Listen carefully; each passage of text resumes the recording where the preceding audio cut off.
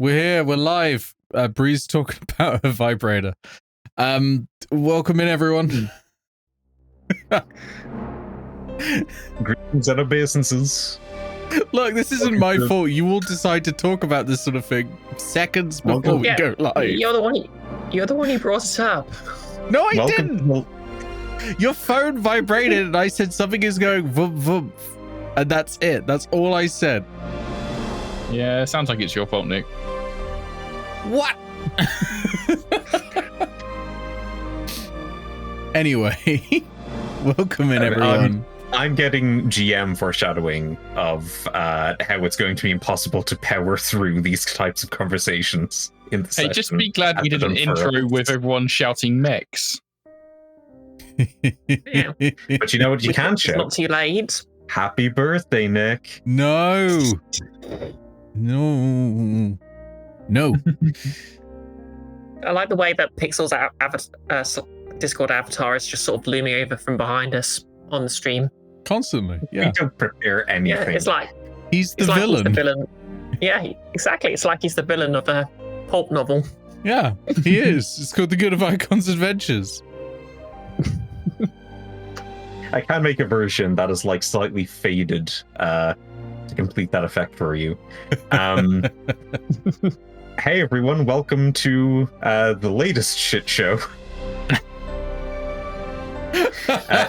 He also needs like hands that are just sort of doing the like puppet motions over all of us.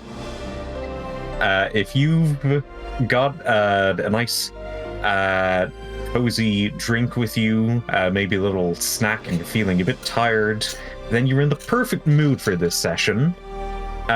Because Trycons, as you are all at Trycon Tower, you hear a knock on the door. We're beginning right now. I am not giving Nick the opportunity to give control over to me. That's good. Okay. Seize the moment, Pixel. The initiative, yeah. So Inoltrare in Trycon Tower has been drinking nothing but caffeinated beverages for the last 6 hours.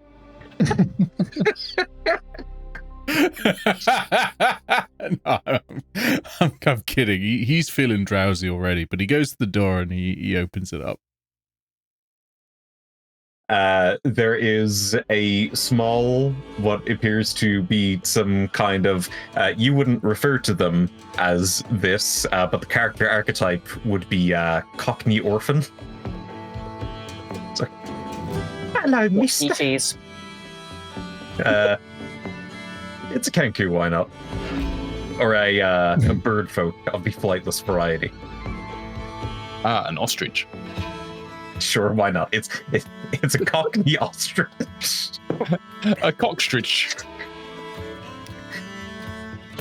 I think we're making big mistakes.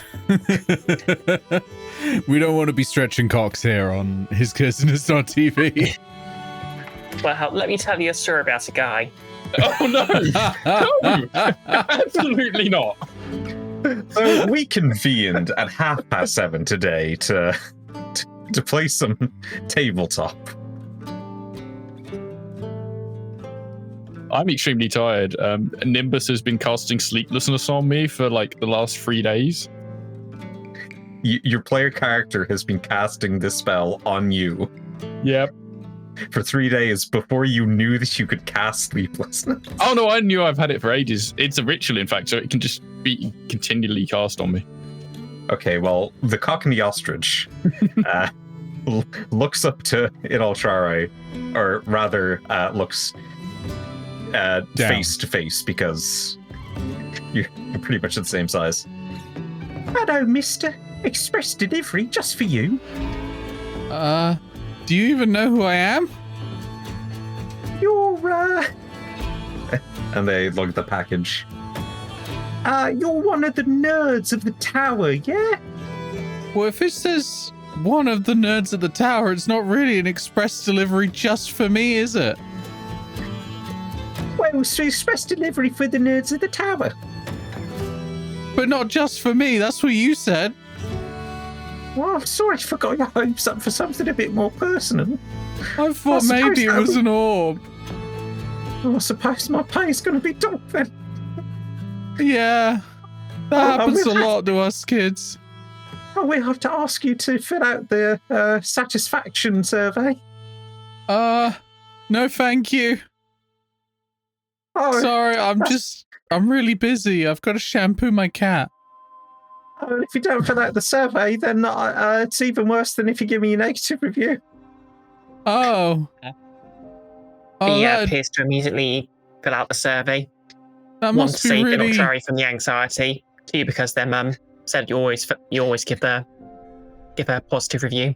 That must be really, really bad. Fee, there's a package for one of us. It says the nerds at Trycon Tower, and I guess that might mean you as well, because you basically live here. Oh, is that the name of this place, Trycon Tower? I mean, we're workshopping it. The nerds of this tower, and then it's got a little map that's crudely drawn leading to this location. Well, we've not made it official. I've just been thinking about it. Can I look at the map to check if that is actually supposed to lead someone to this tower? It is. Well, you know, it's a good first pitch. It's got an iteration. How to stick in the mind. Yeah, I guess it does. I guess I'm not sold on the word Trycon. Like, try kind of assumes we're not going to succeed, you know? What's it in relation to? I don't really know. I think it's like a play on the Guild of Icons. Are you part of the Guild of Icons? Well, it's complicated. But I feel like we should end this conversation soon before my voice gets any higher. You're right. That does tend to happen. You're an orphan, yeah? Yeah. Oh, right. I just know. It happens to both of us. How I could tell you were an orphan as well. Thank you for filling out the satisfaction survey. Yeah, of course. Loot. Here's something for you. One orphan to another. I hand him a gold piece. He clips it with his beak. Like, real generous of you. I'm off now. Thank you very much. He limps away, and you close the door, and your voice starts to gradually reset to its regular anxiousness.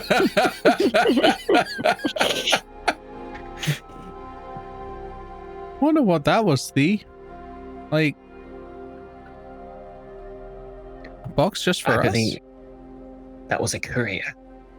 No, I mean, I know what a courier is. Movie. I meant the box. Oh, that could be anything.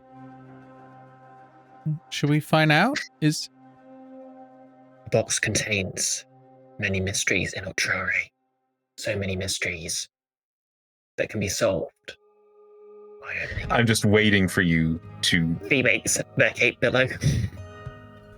I'm just waiting for you to not want to find out, and then this turns into the session where the Guild of Icons just get a box and have some fun with it. We're not cats. Boxes are fun. Yeah, I mean, but we are playing kids, so logically we would care about the box more than what's in it. Tilly jumps down and pads at the box. Well, careful, What's that, Tilly. Tilly? It could be anything. It could be an orb. The cat has spoken. Nimbus wanders over and picks it up. I It's want like, a box. this is big enough, we could turn it into a rocket. Inoltrare, Make what a rocket is. make me a flat intelligence check. Okay. That's actually pretty good. That's 21. So the thing about orbs is that they are spherical in nature, and the thing about this box is that it is long and flat. So This it could doesn't be a exclude the lot of orbs in... Be a series of orbs, yeah. Yeah. Yeah, you're right. Oh my God. Inoltrare, it could be a load of very small orbs. You know, like how rogues always seem to have a bag of ball bearings on them they never use. Do they? Is that a rogue thing? What do they do with them? Yeah. Oh, wait, no, you said they never use them. Yeah, they pull out a compilation of the adventures of Grim Shadows and spend like 10 seconds finding a page. Look, here. It says right here. Rogues always carry a bag of ball bearings and they never use it. Huh. Mysteriously. Maybe it's a religious thing. Huh. I never considered rogues might be a religion. Like wizards. But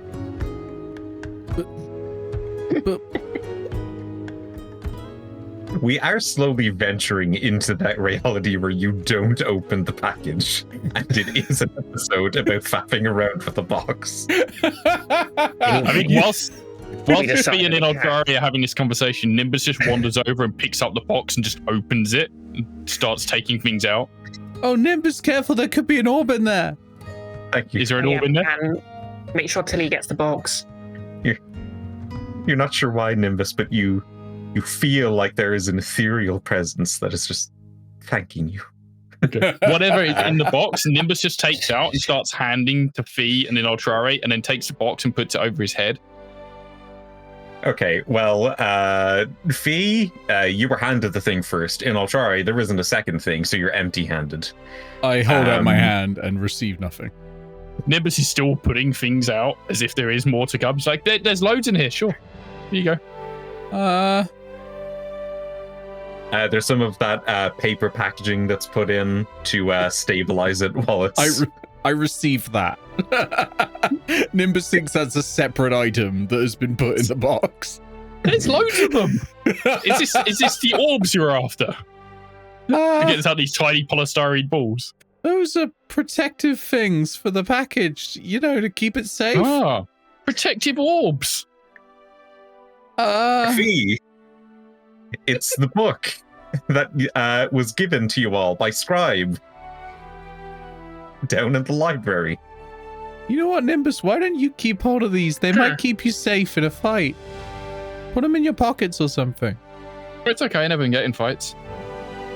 Oh, but we've been in like several already. Like, we've spent more time that I've known you fighting than not fighting. Is that what those were? Okay. Oh, it's just having a dance and stuff, right? what did you think a fight was? Well, now I know. And that's what I've always known. Oh. Oh, hey, it's this book we got from the library. Ooh, did we go to the library? Oh, that's where I got this thing. And he pulls out the brooch thingy that's stabbed into his arm. The clasp that you have pierced through the epidermis of your arm. Yes. It's wonderful It's nice visual. He actually sent us the book. That's cool. I thought he was just going to keep it. B, you're not sure why, but you hear an ethereal voice from beyond comprehension. Just thank you. We'll all get a turn at doing this. Voice in my head. So you already had the book. Utri took it because Utri was the only one who could translate it. This appears to be not the original book, but a filled out book that originally was empty. Isn't that all books in a pre-industrial society? Yes, but you're picking up from context clues without even needing to roll that Utri bought an empty book and then filled it out to translate it for you. Okay. And within the book, you find a list of the 8 armaments of the gods. I wonder what Utri's doing right now. Smash cut to Utri destroying someone in a fight club somewhere underground. He knows what a fight is. Well, Inoltrare, Roll me a wisdom culture check. Ooh. Would streetwise apply? Oh, actually, that's even better. Yeah, just wisdom. Oh no, streetwise. that's my culture specialty. Well then, yeah, add your A little expertise die. Yeah, your expertise die. So that is 16 plus 4 is a unnatural 20. You know that for some reason, there's been kind of like a shift of presence on the streets, and you're not sure what's caused it, but Utri has been staying in more and more. Utri's been staying in more and more lately. I don't know what's happened. And he does like books, right? Maybe he just likes to stay in and read. Utri uses she. Sorry. You explain to Nimbus that that girl that was following you around at the beach was Utri. Oh. And who accompanied you to the library. And that's what a girl is. Gotcha. Being on the material plane for 15 years, folks. Very sheltered upbringing. Doesn't understand gender. In fact, canonically does not understand gender. Canonically doesn't understand a lot of things. For coming This to the is very true. Yes. Which ironically suits feet just fine. I read in a book once that that when people hit a certain age, they start going through weird changes. I wonder if it's something like that. Yeah, they start to go into adulthood, and then suddenly all of the words that they talk become like. I think it involves going into like a chrysalis and coming out like a butterfly with wings. Ooh. How many wings are you gonna get? I don't know. I haven't really. I mean, most adult dwarves don't seem to have wings, so maybe I won't get any. So, Evites get wings. B, you open up the book, and you see the note.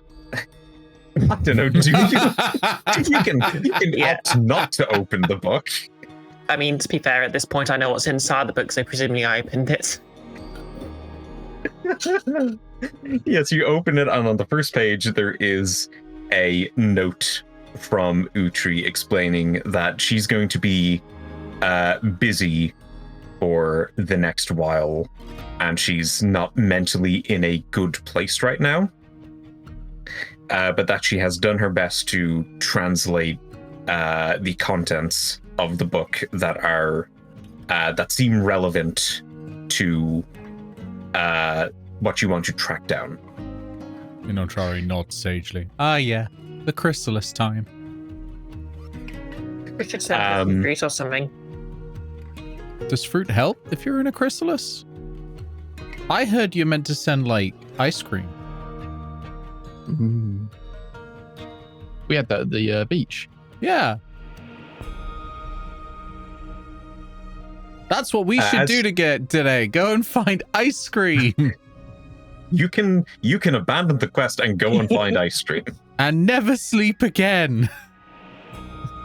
Is there any more to that note? I love it when people put notes in books. It's like when you get the editorial in a newspaper. Nimbus, those are pages. You get pages in books. They're not notes. There is a little bit more to the note. It says, P.S. Don't die or I'll kill you. See, that's nice, isn't it? Is it? He looks a little scared. It's very personal. It's a threat.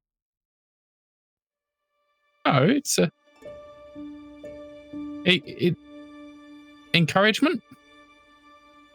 I don't feel very encouraged. I do. Maybe she will. Maybe she will arrange to have us resurrected and kill us again. That just means we're going to go through the pain of death twice. Well, no, thrice actually, because we'd have to have died for her to then kill us, and then she'll resurrect us and kill us. Fee, as What? you As you thumb through the book, you start seeing the different names of these items. There's Fontaine Sling, an unusual sling with fine sand in place of rope and smooth stone in place of leather. Looks as if it should fall apart at any moment. It never loses a grain, and its durability is unquestionable. You read that the last account of this deific armament places it at the center of Fontaine's shifting labyrinth underneath Korakii. There is Ignova's scabbard, a large scabbard carved from a mighty and ancient tree. The bark's texture is reminiscent of rising flame, functionally useless without its sister hilt. The last account of this deific armament places it at the hearth under earth. There is Insomnia's Retractor, a retractor that gleams with crystalline structure, the appearance of which is reminiscent of the cosmos. The last account of this deific armament places it in the middle of the Dreamplane. He makes a mental note to ask their parents what a retractor actually is. You know, like a protractor? Well, this is like the opposite. Great job, Inoltrare. It destroys farming implements. No. A retractor is when you retracting is when you pull something out. So it's for pulling things out. No, like a protractor measures angles, so a retractor probably unmeasures them, right? No, remeasures. As Inoltrare and Nimbus begin debating on this, you continue thumbing through. You recognize one of these. It's Lol's clasp, because you can see it on Nimbus's wrist. Oh, hey, Snap! Yeah, B does the whole Homer Simpson thing of holding up the picture and pulling it down. It's like, why doesn't it look like that? My one's shinier. A silver clasp used to hold a cape or shawl resembling a miniature mirror with intricate trees. Ooh, I should get a cape to hang on it. Arm cape. A cape exclusively for your arm. Yeah, I can get you one of my old ones. This will add a Smash Brothers Brawl mechanic in which occasionally you may trip as you're moving. Can I get a cape of billowing on my arm? Yeah, my arm billows. The last account of this deific armament is Lost Time. There's Morian's Whip, a whip constructed from the vertebrae of various creatures. Though finely crafted and carved, it always feels cold to the touch and has an unsettling aura. The last account of this deific armament places it at Voy Pierre. There's Petrogor's Lance, a stainless steel lance so polished you can see a reflection in it. Crashing waves and whirling winds are etched from tip to the vamplate. The last account of this deific armament places it at the edge of a high cliff on an island near Papagolos.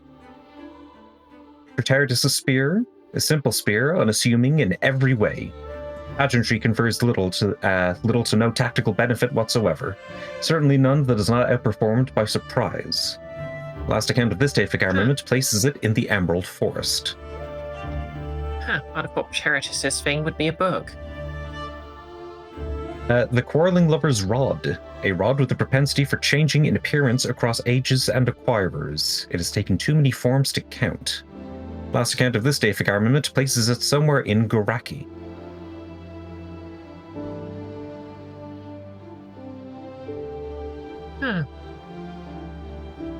Maybe we should just go there, get that. It's just across the bridge.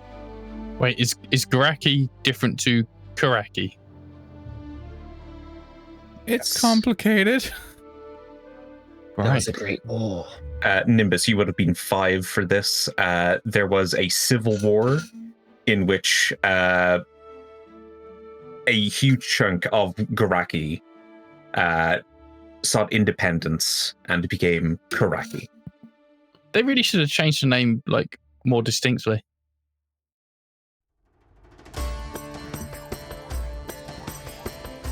B, we can't really go across the bridge. The bridge is broken.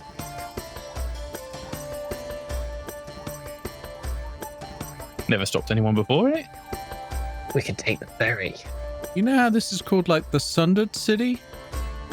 It's not just, like, a name? Yes, I knew that from my basic education, and remembered it. He says nervously. Was Bree... Not Bree, was... I almost maligned you directly, Bree, there. Was Fee homeschooled? Yes, they they literally live in the sewers. Of course they were. Like, they probably did. First time they went to try going to school, they probably did get bullied a lot. Oh, maybe we should put it up to a vote what we go find, but, like, maybe we did that earlier and there was a small amount of discord, but I think we came together and decided one, I feel like. I kind of saw it in the cheese. I feel like maybe I dreamed it, but maybe it happened when I was asleep. Yeah, that's what the cheese does. Right. I'm undecided if I should eat more or less of the cheese. Well, considering where the one we're going after is, we probably want to eat a lot more cheese. Oh, okay, cheese it is then. Yes, the ancient ritual of the cheese strat. Well, because if you eat cheese before you go to sleep, you get weird dreams. And where we're going to need some weird dreams, right? Maybe we need less weird dreams so it's easier. I don't know about that. Like, if we have a normal dream, we might just go, oh, that's boring, and wake up. What if you dream that you need to do a test in your homeschool? Maybe the prize at the end of the test will be the artifact we seek. I don't feel like revising. I've never been to school. Yeah, Nimbus would do really badly if we were stuck in your dream, Fee. So let's eat a lot of cheese instead. I'll be honest, Inoltrare. You had me sold it. Eat lots of cheese. Yay! I'll go get the special reserve. Inoltrare, as you run to get some cheese, you accidentally knock into Felix. Ah! Oh. Ah. Felix, I thought you'd be asleep. On account of you always being asleep. What's this about dreaming? The notorious Felix, the cat nap. We were gonna have a nap and maybe eat some cheese, but not in that order. I'm practicing my divination. You're practicing your divination by sleeping. Yeah. Interpreting dreams and such. On Iromancy. You should be familiar. Wizard Felix. Inoltrare, do you want to make a deception check? Yeah, let's do it. Okay. Oh, I have a feature that actually applies here. It's rare.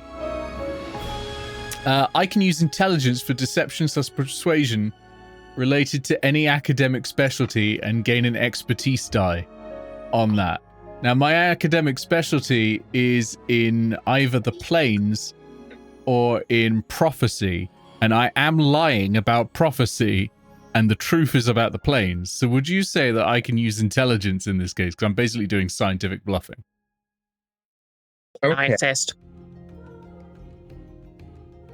I'm going to give you the intelligence thing. Mm-hmm. Fee, I don't think you know enough about this topic to assist unless like you've got a good Arcana score. Okay. Can I cast guidance? You could cast guidance, but Felix would see you doing it. I thought you'd say that. No, I don't. And no, I don't have a good Arcana score. I have history.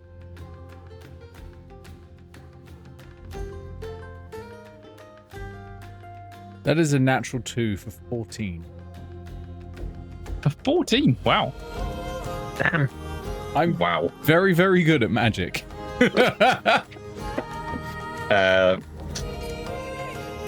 It is pretty good for a natural 2. But Felix does look at you with kind of like eyebrows raised of, you have never expressed any interest in this type of foretelling before? And then... Is the other lad, the sleeping wizard, decides to act like an authority. His eyes shift toward the book. And he says, new reading material? It was a gift from a friend. Yeah, He says completely truthfully. It's fees. It's from Utri. You remember Utri? I do. Look, what are you getting up to? Well, I mean, Utri found us a book about gods.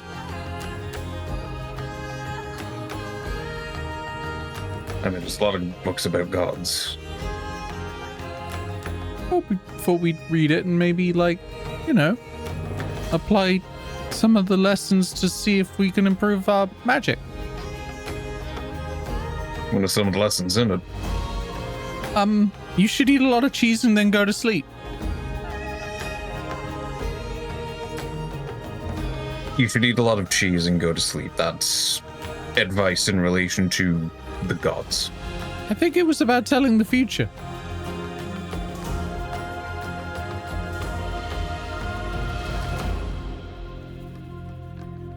Look, if you do something dangerous, I need to know what it is so that I can bail you out of it. Okay. Since when? I was thinking maybe we'd go to the Plane of Dreams and find a deific armament. I thought maybe it'd be a good night out.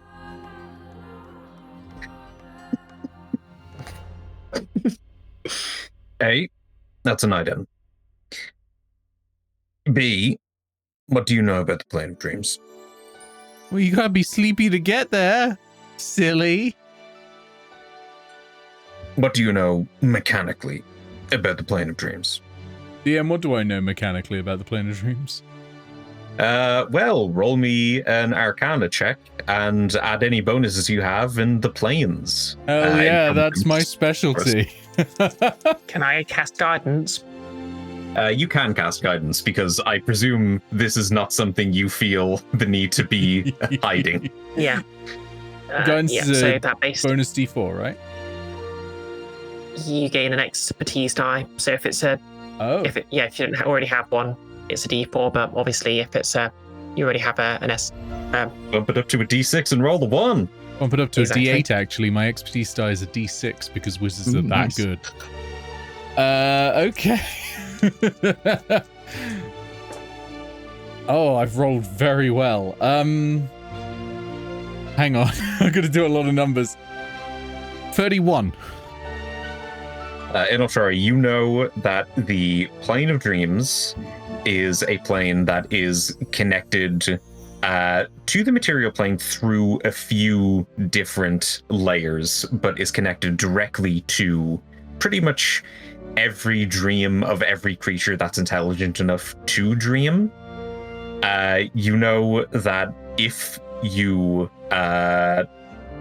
find yourself there, it is particularly dangerous. You can accidentally get there from a dream. But the problem is, once you're in the plane of dreams, if you can't get back to your own dream and wake up, you will starve. Your consciousness will pretty much be disconnected from your body. And if you die while in the plane of dreams, your consciousness is gone. There is no way it gets back. You starve pretty much in the same way. I relay all of that. He looks at Felix and says, is there any reason why you're supposed to be teaching Inoltrare? Seems like he knows more than you. Fee. Make me a wisdom insight check. Okay. So I figured the obvious solution is we'll just take snacks. Ooh, would you like snacks? Are we going to take cheese? Yeah. Natural 1. Yeah, Inoltrare is smarter than Felix. Obviously, Felix didn't say all of that. Inoltrare did, which means that Felix must not know any of it. He must be super embarrassed because he's raising his eyebrow at you. Felix, what do you know about the Plane of Dreams? He looks extremely smug. More than you. Go on.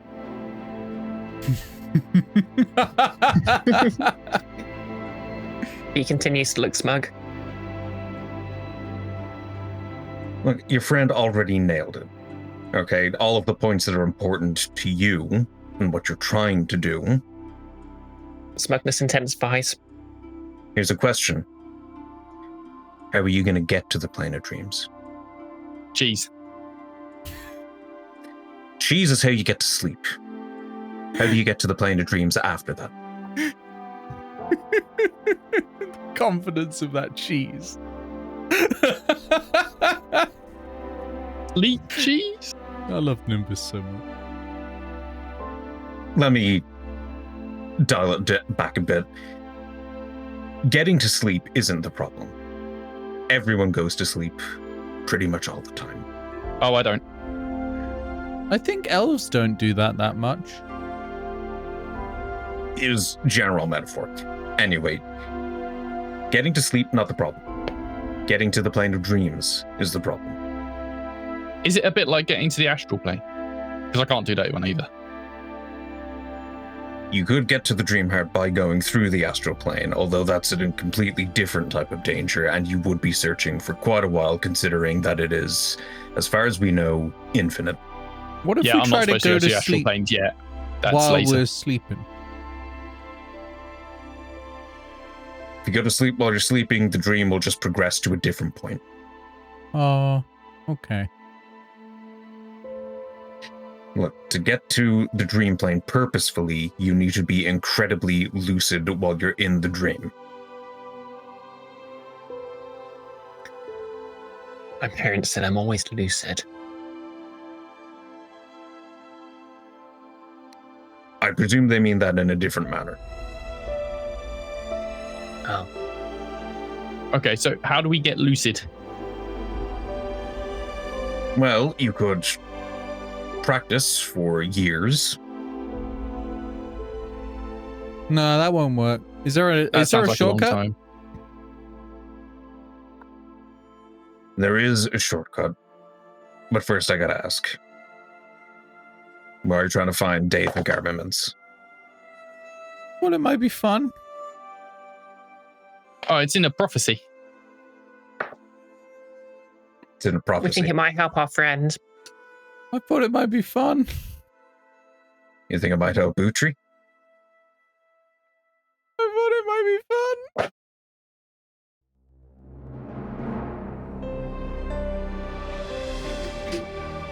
Oh, no, you know, our friend Morgan. The creepy kid. We think he might be in trouble somehow, so and he's looking for them. So if we find them, we might be able to find him and help him. Yep. He's sweating a little.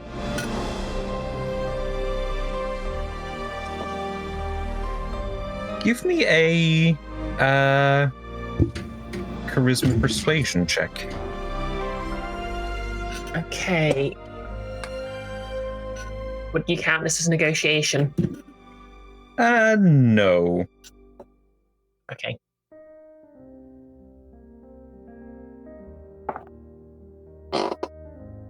Team starts away, that's another nat 1.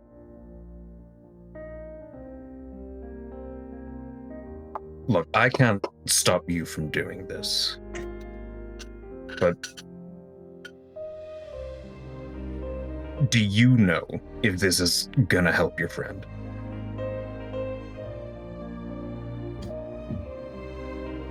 We don't know anything, but we might as well try.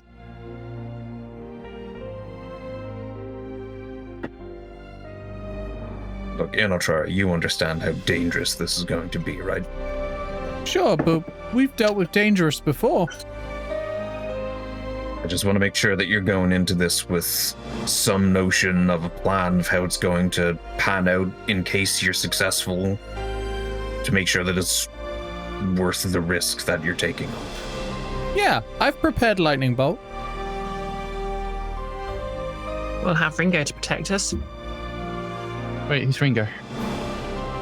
Oh, Ringo's, He gestures to the talking tree that's apple tree that's been following us around the entire time.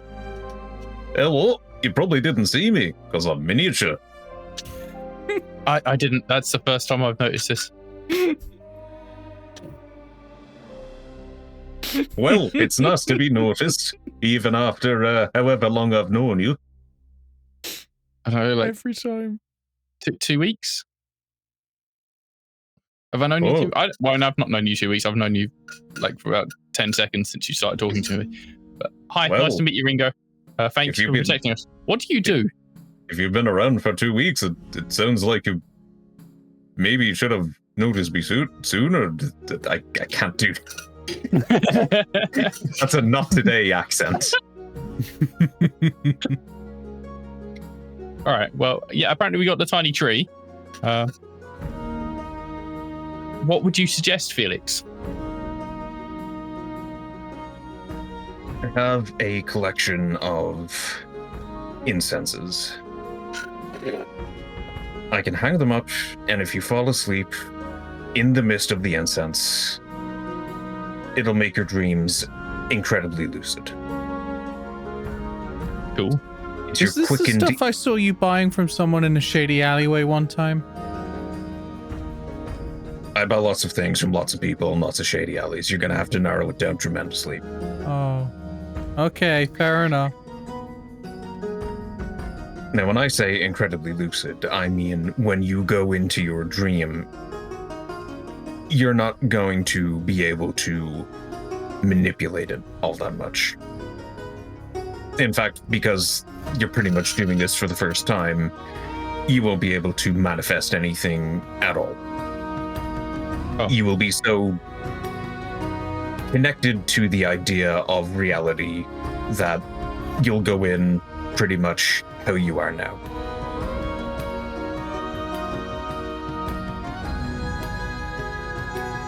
I've got a fairly loose grip on reality anyway. I could tell. I think that'd be a good idea, because then we might be able to even bring weapons and stuff, right? Instead of being there naked chased by a giant boot. Yes. Now, you do understand that when you fall asleep, you're all going to be in your own personal dreams. You'll need to get to the dream plane. However it manifests, there'll be a portal somewhere. And then once you're in the dream plane, then don't die. Okay. Felix, we can't die. Utri will kill us. Felix gives each of you a bell. The bells look kind of like roses that are turned upside down. They're tinted a kind of purple. Now, once you get to the dream plane part, ring this, and then off in the distance, the other holders of these bells will hear it. That's how you're going to meet up.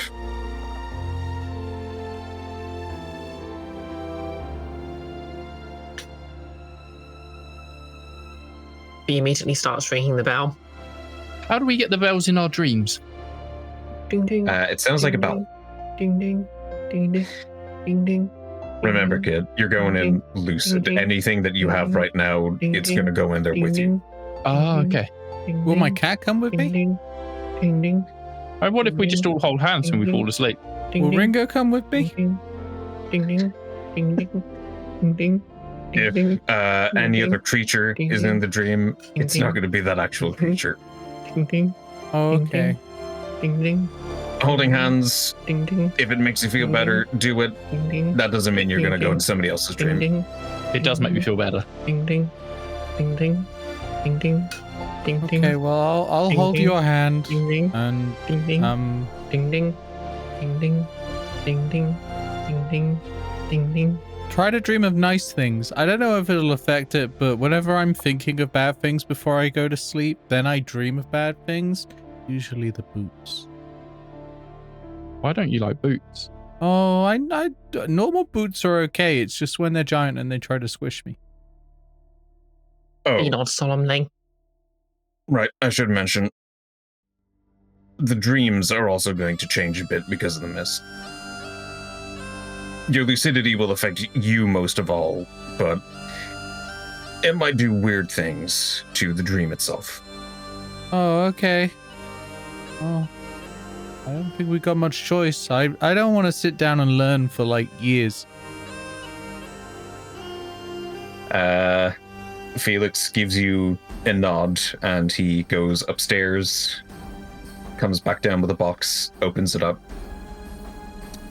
There are 4 sensors in it with some long chains. He chains them to the ceiling, lets them hang,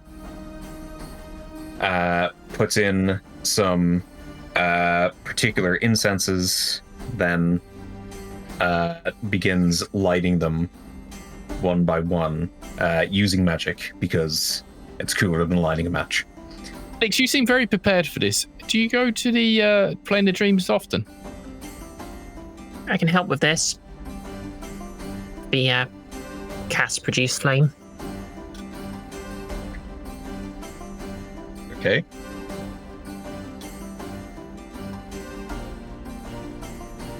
My dad always asked me to help light the oven. What do you do with your produced flame? Huh? What do you do with your produced flame?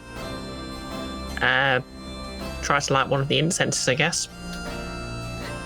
Okay, so there are 3 sensors that are hanging and look very serene. There is one that is hanging with the lit incense inside that also seems to be incredibly scorched. But the incense is burning.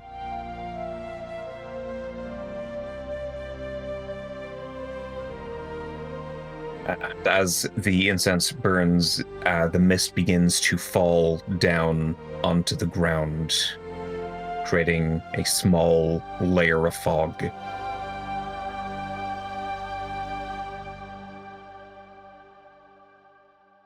You all ready? Oh, I feel sleepy now. Let's go have a nap.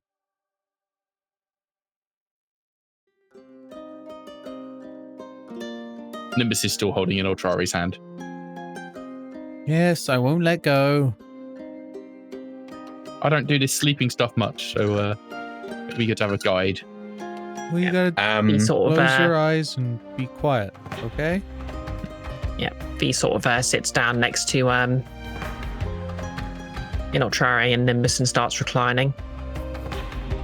Nimbus, Felix kneels down to you. He says, I think maybe you're going to need a little bit of extra help. Okay.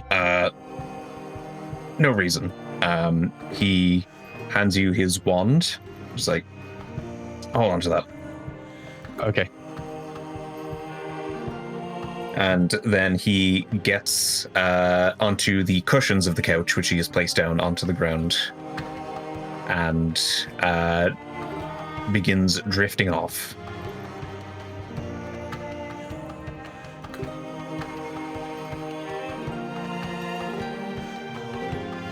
Who wants to fall asleep first?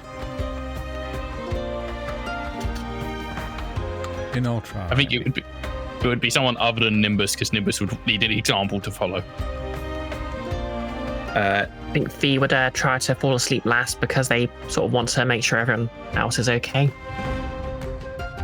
Inoltrare, as you fade from consciousness and begin to dream, you feel like you're slowly no longer in Trycon Tower before you realize that you're standing in Korakii. And it's almost as if like what gradually would be a process like minutes in the making that would hit you like a brick in the head just happens immediately. Like you are in this stupor until in the manner of a nanosecond you realize, hang on, this isn't real, this is a dream.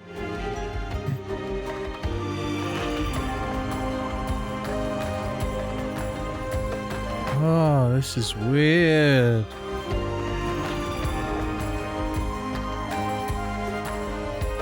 The streets seem kind of empty. Occasionally you'll see someone standing around near a wall or a door, but they're kind of just shades. They're not exactly people. They're more like shapes of humanoids.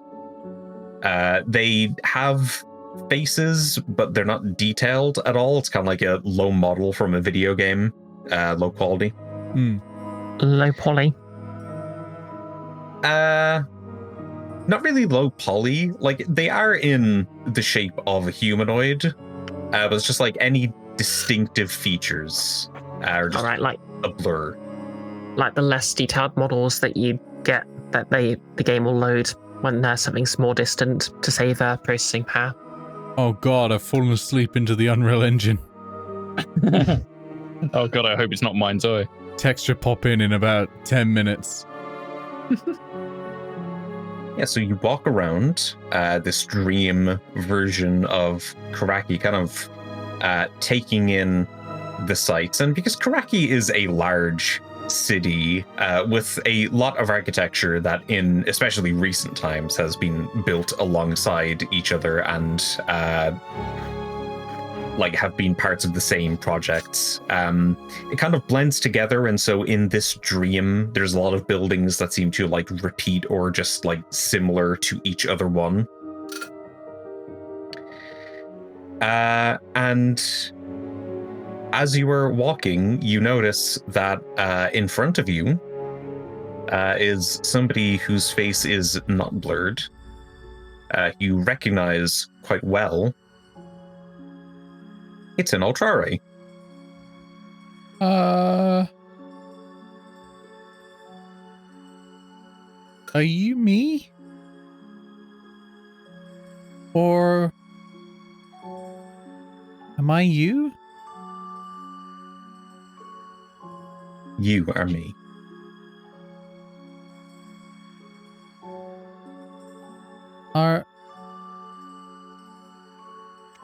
And you're not me? He walks towards you, and he looks you in the eyes. We are Inoltrare. We live in Korakii. We were abandoned here by our parents years ago.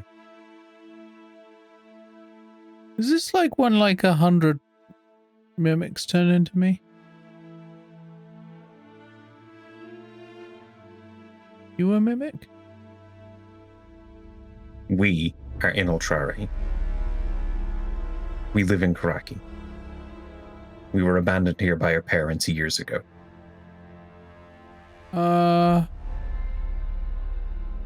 Yeah, that's right. I guess you wouldn't know that if you were a mimic. We are Inoltrare. We live in Korakii. Yeah, we were abandoned by our parents years ago. Yeah, you said that.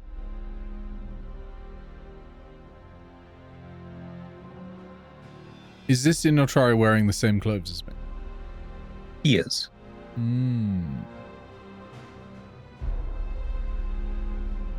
Hey, do you want to help me find some other friends? We are Inoltrare. We live in Korakii.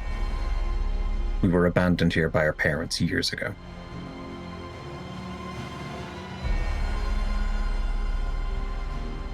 I'm going to take that as a yes. Come with me. Inoltrare, you go to grab his hand, and the second that you try to touch it, you kind of fall through him as he dissipates.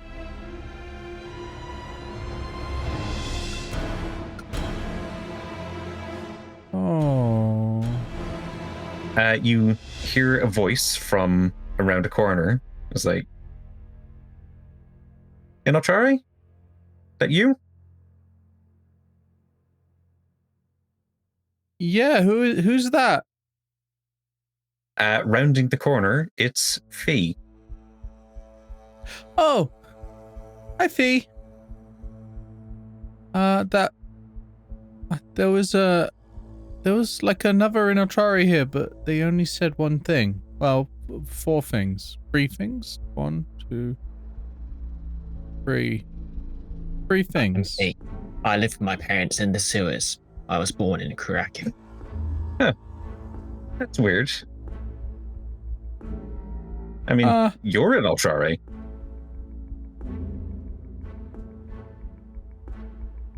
Wait. What? What? What? What? Is this going to be a thing where we just keep saying what? What? What's happening? I mean, of course I'm Inoltrare, but this isn't the first time you've seen 2 Inoltrares. Why is that so weird? I haven't seen 2 Inoltrares. I live in the sewers. I live with my parents. What's happening?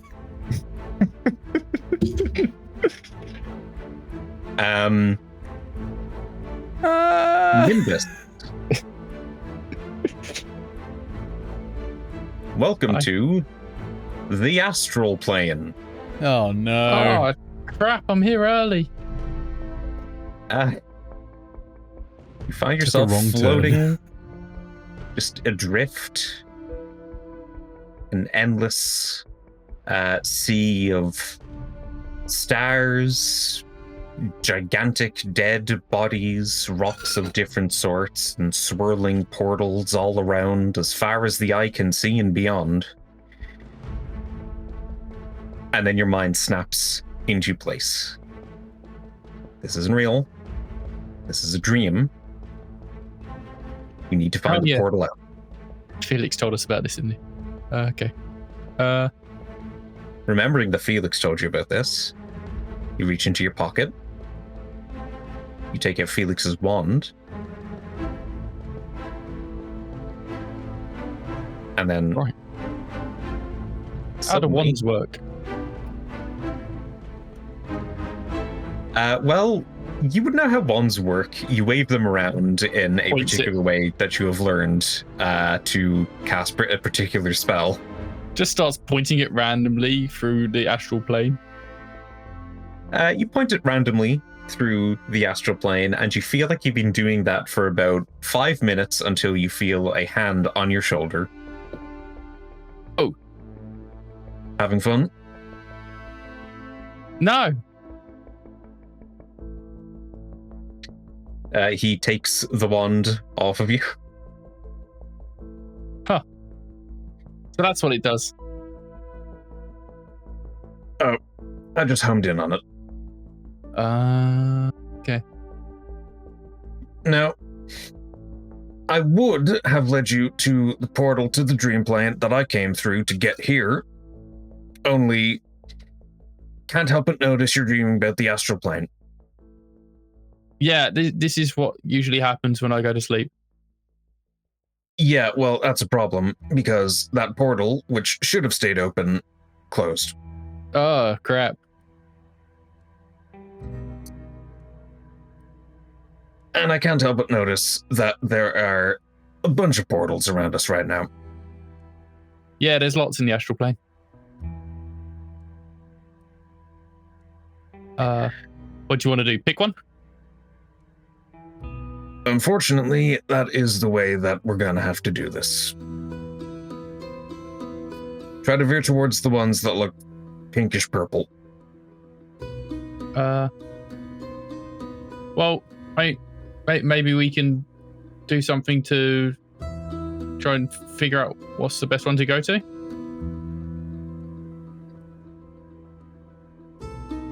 Oh, do you recognize any of these portals? No, but I can do like a future sight thing, you know? Try to use your future sight to divine which of the portals is going to be the most likely one to get us to the Dreamplane. Alright. So I can use my Glimpse of Future feature once per long rest to ask for a brief vision related to a choice. Or for one strife, I can ask for a brief vision related to a choice. Okay, so you take on a strife? Yeah, what does strife do? That's like an exhaustion kind of thing, isn't it? Yes, it is. Let me open up the conditions. Where do I put it on the sheet? Yeah, strife, just underneath fatigue. So 1 level of strife means that you have disadvantage on intelligence, wisdom, and charisma checks. That's fine. That's just all my most important things. Yeah, that's fine. You feel this kind of mental exhaustion come onto you as you rack your brain trying to get a useful vision that is going to help you pin down the location of this portal to the Dreamplane as efficiently as possible. And while it doesn't give you the exact portal, you do get a strong inclination as to the direction that you should start moving to find it. You see yourself finding the portal to the Dreamplane. You just don't know when that's going to be in the future. Yeah, don't worry about it, Felix. We're going to find it. But, is it normal to get so sleepy in dreams?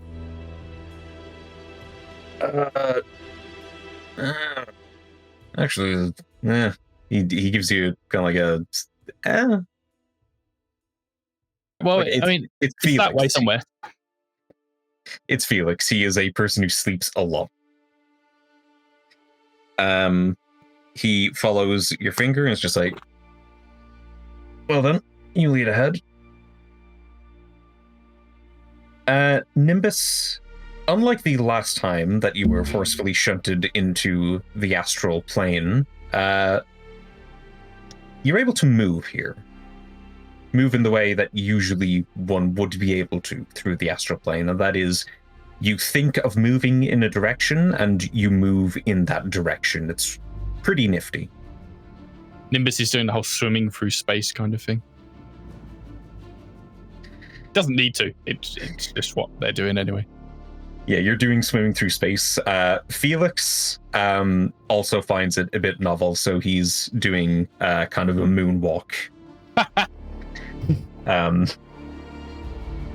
But as you venture through the long, vast endlessness, he looks to you and is like, so you haven't been around long, 15 years? I meant around the others. Oh, yeah.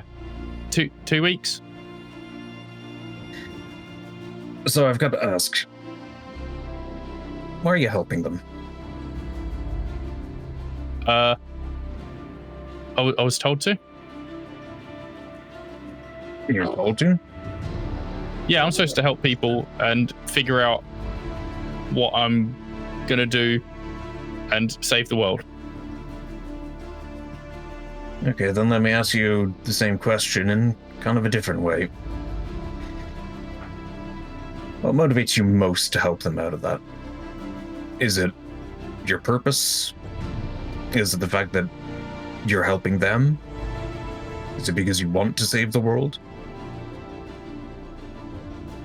I'm supposed to. It's in the prophecy. What prophecy is that? Oh, the ones my parents told me. I save the world, and then I decide if I'm going to go to the astral plane or not.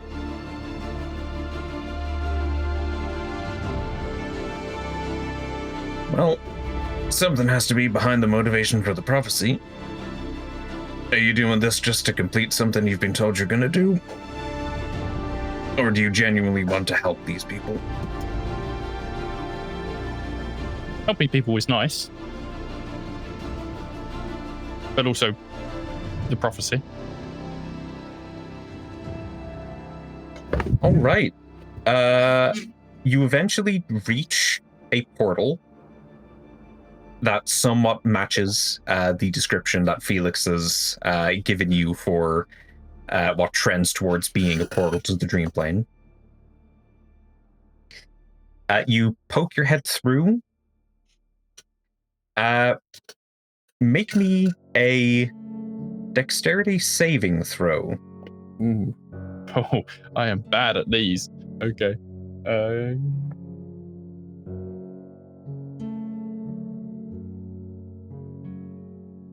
That is... Oh, it's a good roll. It's a 15. Okay, you quickly move your head in the portal as a knife flings towards you and lands in the wooden floorboards just right beside your head. Oh, hello. Whatever is going on the other side of this portal, you appear to be peering out of a painting that is placed close to the floor. You are looking into a tavern where there is a huge fight that is happening. There are people punching each other. There are blades that are clashing against blades. A lot of throwing of various different things going on. And as your head is peering through, you notice that slowly rolling towards you is a ring that kind of does that thing where it starts spinning around and then slowly just drops onto its side. Is it shiny? It's rather shiny. Is it close enough for me to reach? It's close enough for you to reach. Nimbus likes shiny things. I'd say you'd have to put your whole arm in, but it's a shiny ring. Yeah, grab it.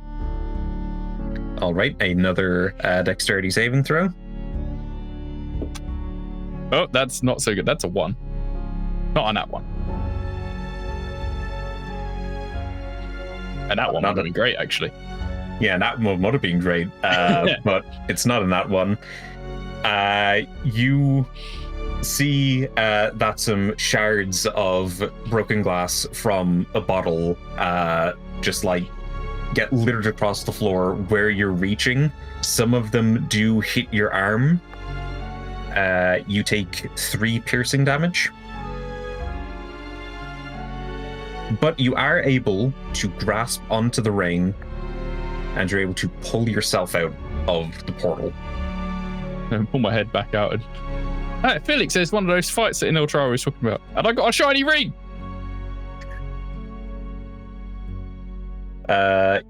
Felix moves a bit closer to you. Just let me see that for a sec. Hand covered in glass.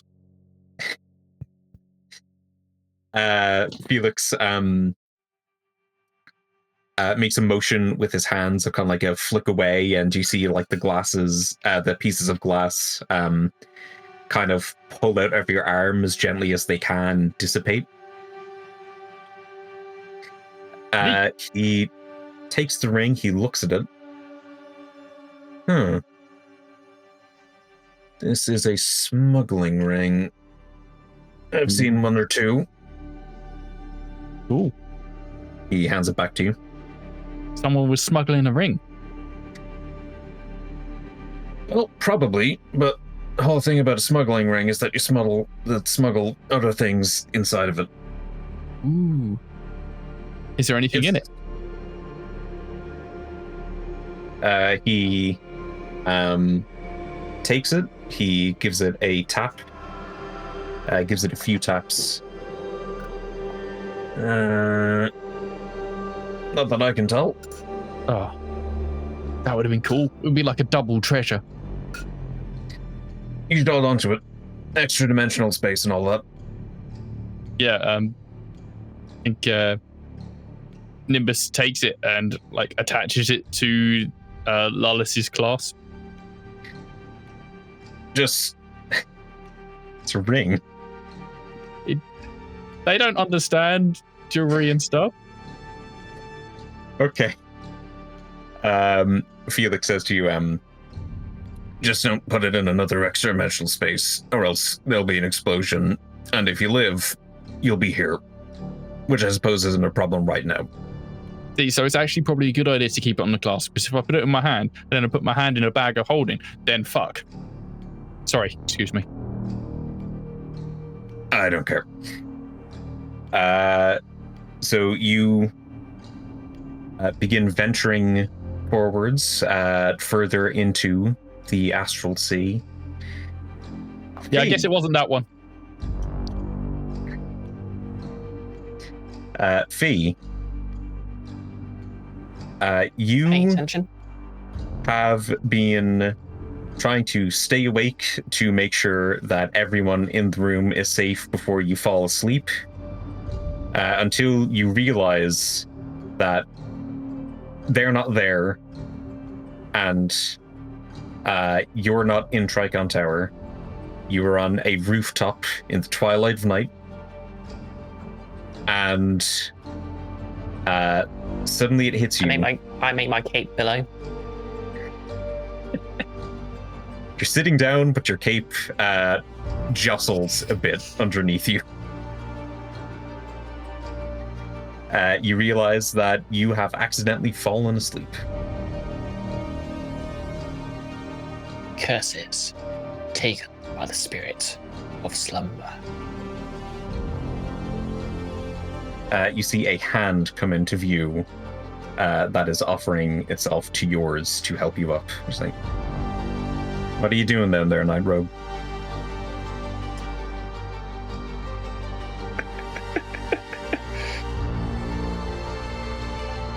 He suddenly has eyes like saucers. You do look up, and you do see a person that you can describe, because I can't remember the description. Grim Shadows. Yep. Basically, pretty much the shadow, but a tiefling woman. Who knows what evil lurks in the hearts of everyone? Grim Shadows knows. Yeah, they offer you a hand up. He eagerly takes it, and then realizes they need to probably act cool and stoic, and says, "Thank you, Grim Shadows. This is a dark night." Particularly dark one if we don't find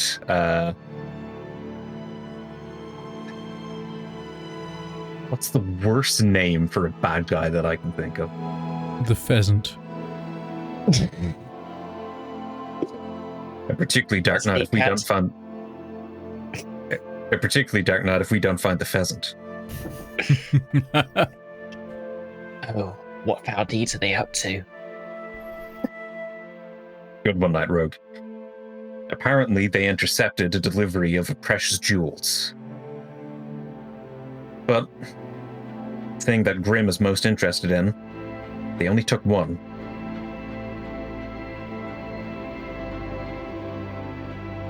Just one. That's what Grim's saying. As you, of course, know, Grim being the Korakii rogue investigative resources. It's really weird that they don't have an M at the back of it, but...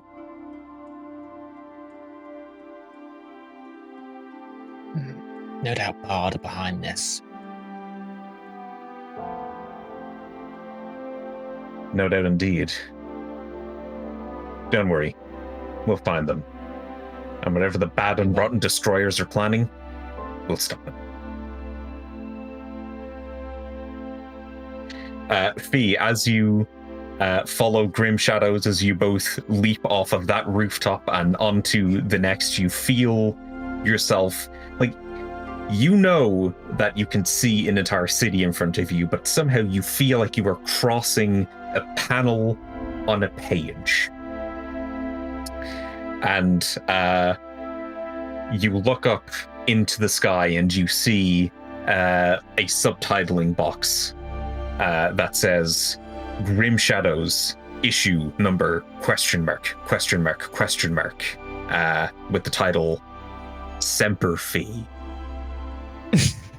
Oh, very good. We deserve that. Perfect. So, where would Bard be hiding one particular gem? Wait. Gem as in lettuce. Lettuce as in sandwiches. Sandwiches as in sand. The beach. As ever, Night Rogue, your intuition is astonishing. Let's go.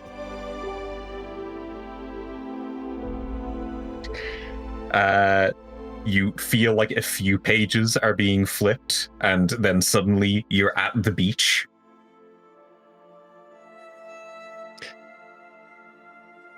Okay, Fee feels a little dizzy from this.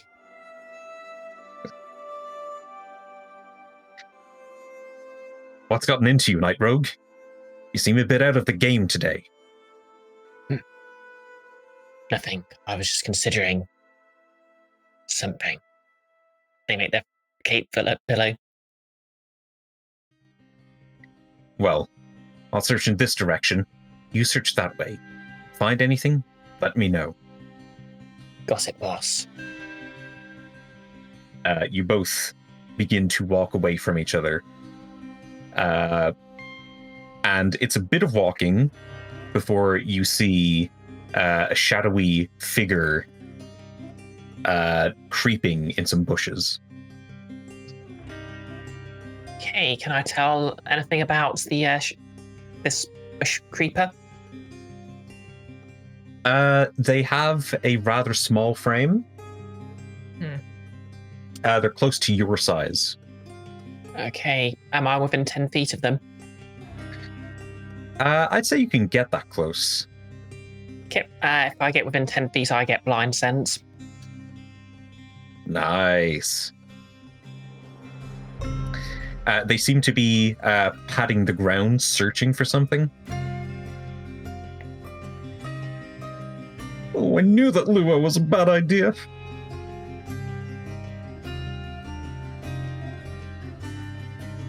Okay, I'm going to try and approach them stealthily and just stand there with my arms folded.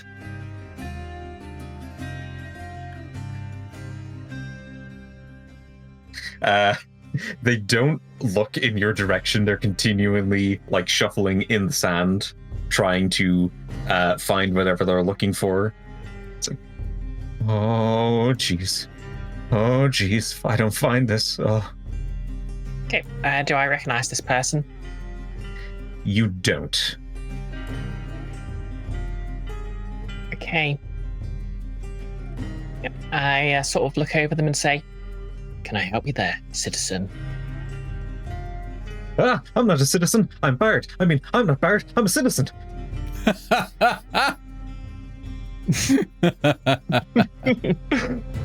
Who are you? Your worst nightmare. But Oh no.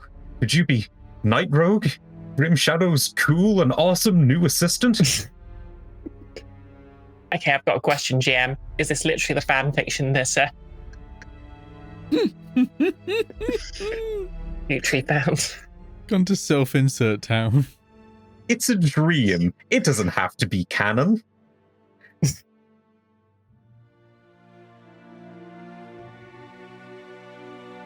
Start talking.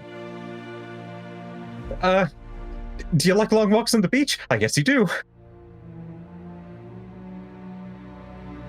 if this doesn't go well for me, it'll be a long walk of a short pier. For you. Oh no, I wasn't worried until you said it would be for me. Okay.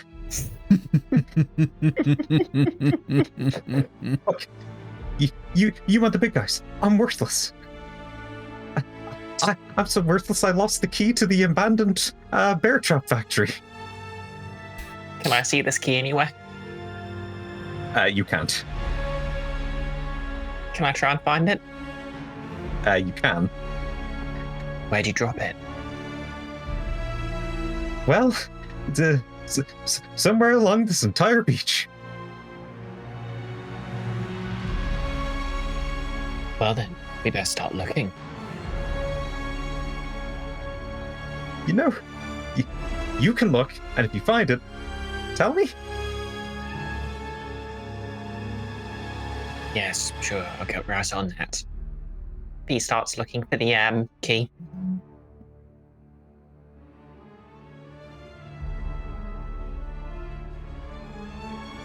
It's nice to help your friends, isn't it? You look behind you. Grunt is gone. It's Morgan. Oh, hey Morgan. I mean, hey there, Citizen Morgan.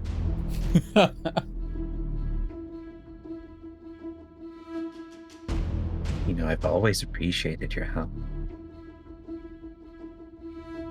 This is good. I always like to help my friends. And the friends of my civilian persona, Fiore, who hates being called that because it's lame. Do you notice that there is a person you're helping that isn't your friend?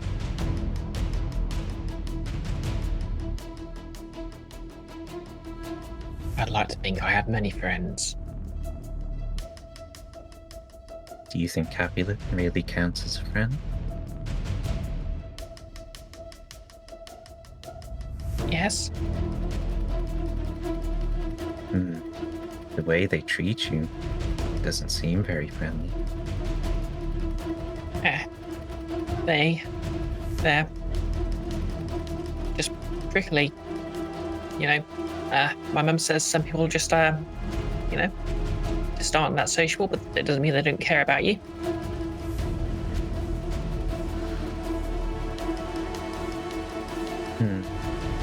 I don't think you trust them. I mean, why wouldn't I trust my friends? Because you trust me, don't you?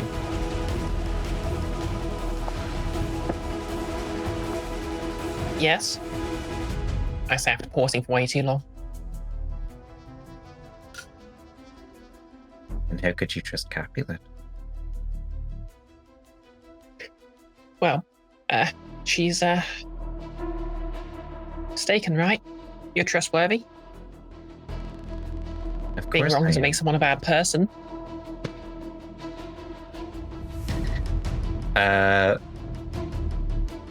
Fee, when you say being wrong doesn't make someone a bad person, you feel like the dream kind of, like, pauses for a moment. And then it resumes. Of course not. But Capulet isn't just incorrect. Capulet's tried to hurt you. Capulet wants to hurt me. That's what you believe. Yeah, but that's just because she's got the wrong idea. Her heart's right in the right place.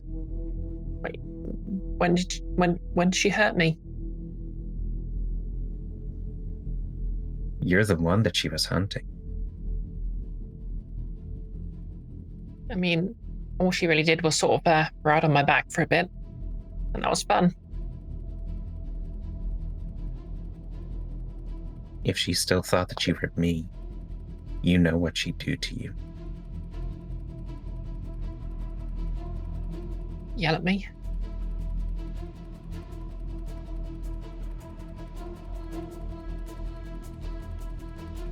Morgan begins walking around you, saying, "You think she wants to hurt me? If she wanted to hurt me, and she thought that you were doing what I was, she'd hurt you."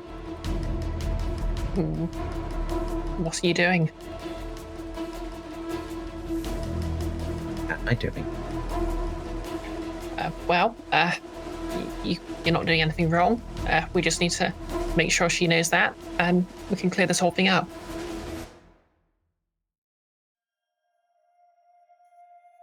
As he makes a circle around you and reaches your back, you suddenly hear, "So have you found it yet?" I'm still I'm still looking. Well, once you do find it, be sure to tell me. I don't want to get demoted. Suddenly you hear a punch sound, and you see a punch sound, and the bard grunt falls down, grim shadows behind them. So, learn anything? Yes, boss. The one you just knocked out has lost a key somewhere to the bear trap factory. Luckily for us, we don't need a key. Then Grim Shadows gives you a cool smirk, and you begin awaying into the night past some pages. Inoltrare. Yes. Fee's there. Hi, Fee. Listen, we need to find Nimbus and get going quickly, because we've only got a certain amount of time. You're good at finding people, right? You can help me. Yep. Good at finding you. Right, well... That's easy. You live in Korakii. Yeah. Yeah, but we're not in Korakii at the moment. We're in a dream, right? Are we? Yeah. Well, I guess we are then. Yeah. So all we got to do is find Nimbus, and then we can get going to find the Retractor, right? Weren't we supposed to find something else as well? Yeah, like a bell? Huh. Make me a intelligence history check, Inoltrare. Ooh, I'm okay at those. Is it about legends? No. Okay. That is a unnatural 20. Portal to the Dreamplane. Oh yeah, we gotta find the portal to the Dreamplane. And then, like, even though you're lucidly aware that this is all a dream, it hits you just like, this isn't the fee that you need to find. This is fee here. Oh, sorry, Fee. I think you're not real either. But you could help me. And then that'll be kind of real, right? Well, barring any existential dread, sure. Okay. We're looking for a portal. And it'll go to the plane of dreams. So keep an eye out for that. I don't suppose you've already seen any portals around here or anything? Nope. Okay. Well, let's get moving until we find one, yeah? Sure thing. They'll probably have a hard time finding it, though. Yeah. It might be difficult, but we gotta try. That's the important thing. It's anything like finding your parents. Probably shouldn't even bother. What do you... What do you mean? Well, they abandoned you.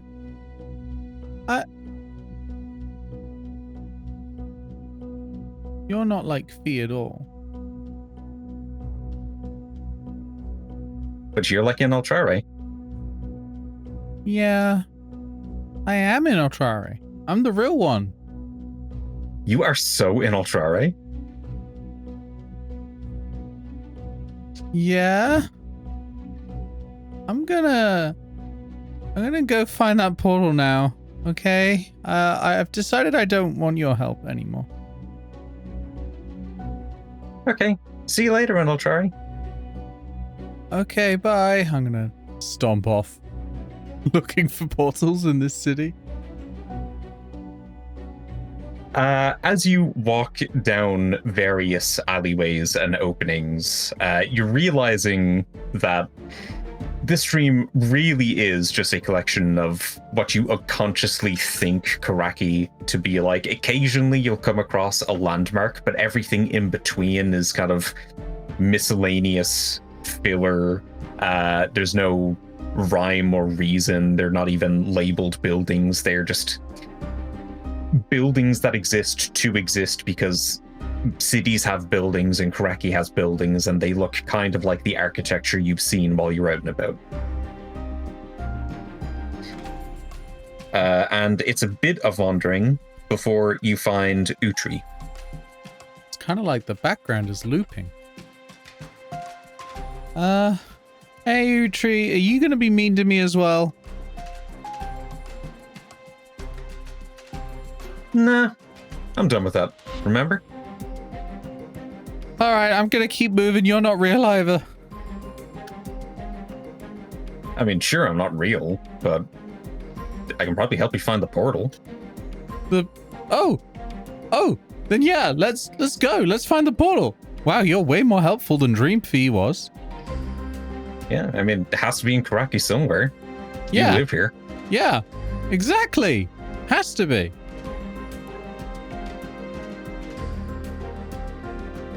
All right, let's go. Let's lead the way. Lead the way. You know, I think I've got a pretty good idea. Uh-huh. You're gonna have to trust me. Uh-huh. Okay. Okay. All right, fine. I trust you. Okay. This is gonna feel a bit weird, maybe a little traumatic. Don't worry, Inoltrare. I'm gonna worry a little bit, actually. Don't. Utri picks you up and then puts you on a high wall. I can't really see much better. Oh, not again. And as the flashbacks start hitting you, what also hits you is that suddenly the wall seems absurdly high. Oh. Anyway, like, you know that shot in a movie where like you're zooming out from something and the perspective is kind of changing and it's starting to look like really far away? Yeah. That happens with the ground. Oh no. But as you are at a high vantage point, you see a pink glow off in the distance. I see it.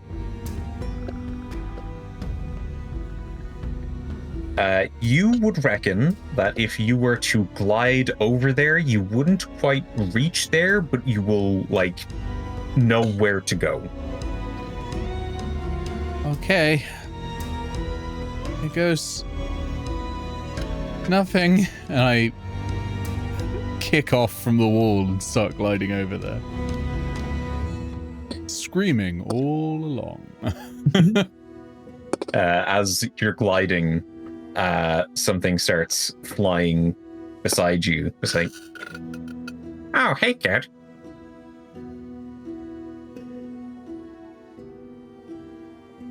Hello? Your name is, Inoltrare, right?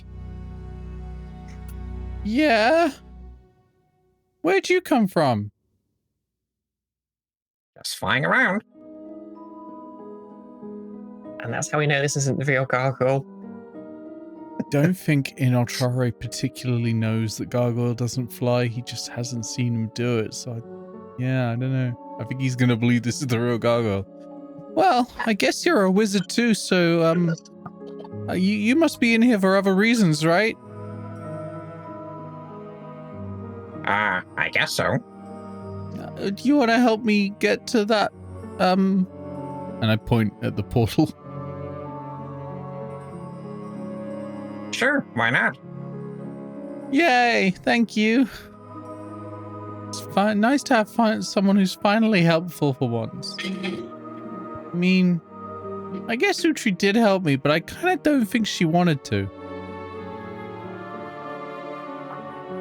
Well, I mean, there's plenty of people in Korakii to help you. You should know that. You live here. Yeah, a lot of people have been telling me I live in Korakii lately. It's kind of weird. Like, I know I live here. I've been here for all my life apart from like 1 or 2 years. Yep, I can't remember anything about that. Well, no, who can remember from when they were like 1 or 2? I can't even remember from when I was 12. Or less than 12. Because I'm not 12 years old. But you definitely remember that your parents left you. Huh? What? Wait. Why did you say that? Well, they did, didn't they? Well, why would you say it?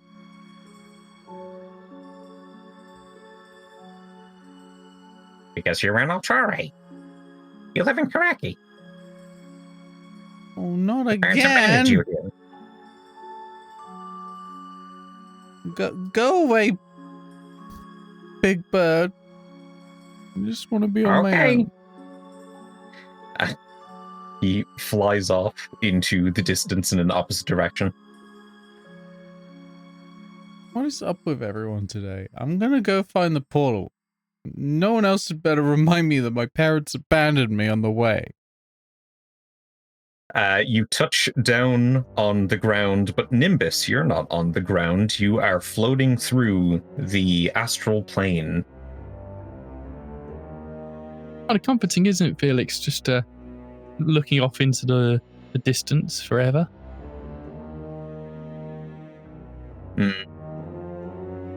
I've seen better. You seem better forever. Just better sights. Oh. Like what? I don't know. Nice soft bed. Platter of cheese. Oh yeah, the cheese is good. Sometimes it's the simple things.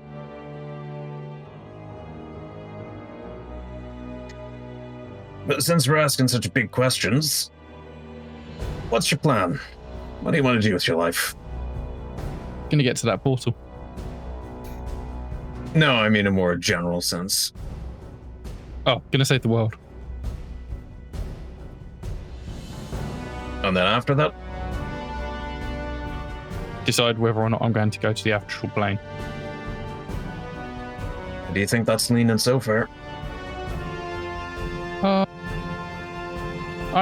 From what I've seen of the astral plane, there's not a lot to it.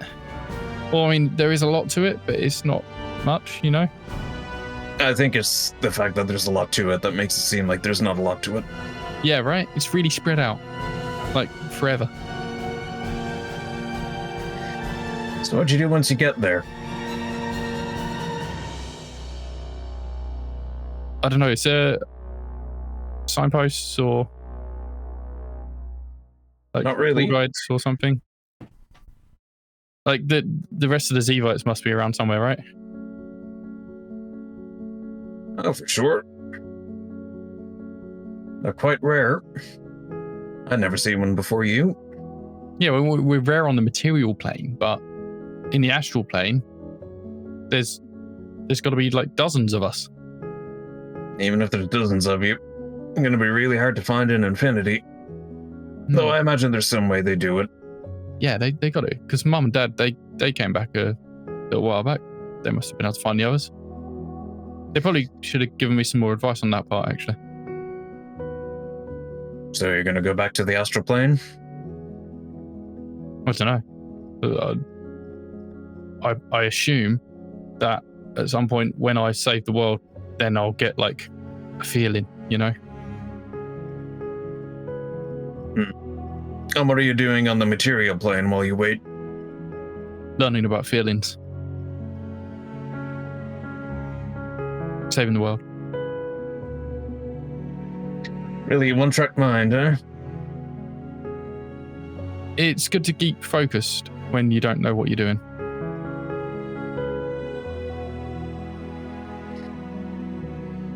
Looks like we're coming up on the portal. Love a portal. Love the portals. Oh, does this one will have a different ring in it? Or like a crown, maybe.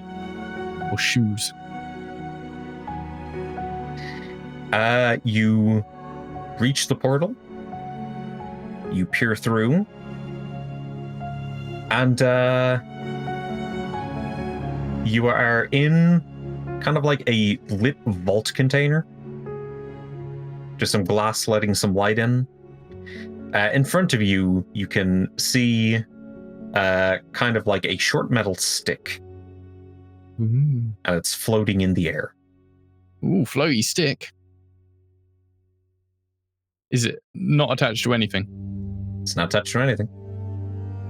What else do I see in this container? Nothing much. The glass is kind of blurred. There is a rectangular thing on it. You can't read it. You presume maybe that's a label of some sort. Okay. Is the metal stick doing anything? Nope. Just floating. All right. It's just there. Nimbus will pull his head back out and look to Felix and be like, there's a floating stick. But it's just like in a box or something. Do we want a floating stick? Felix shrugs, just like, if you can make a floating stick useful. Oh, yeah. All right. So Nimbus sticks their head back in and grabs the stick. Okay. You grab the stick. Please make me a strength check. All the things I'm best at here. This is a -3. It's a nat 20, but I've got the lowest class that makes that a nat 1. Oh, dear. Doesn't move an inch. All right. Yep. Pulls back out of the portal. Yeah, I think it's a floaty stick that doesn't move. It doesn't move. I don't think this is the right portal, though. Doesn't move. Is there a button on it? Oh, I didn't see. I'll stick my head back in. See if I can find a button. You can't see a button from the perspective that you're looking at it, from the angle that you've got.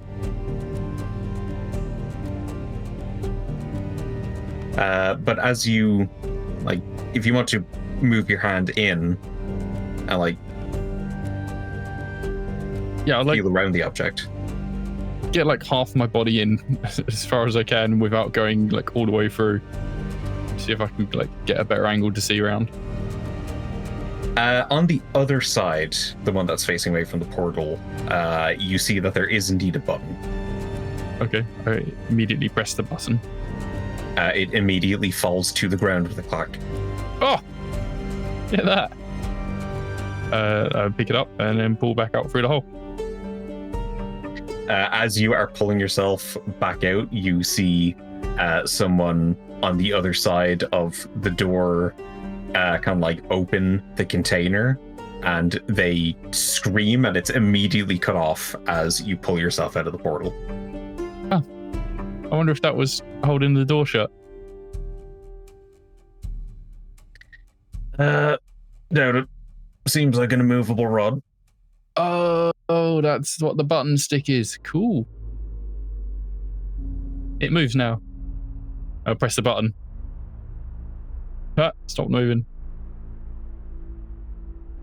Unpress the button. It moves. Yeah, so we're going to want to keep moving to find the portal. I'm going to... Nimbus starts using the immovable rod like a boat paddle. So paddling through the astral plane.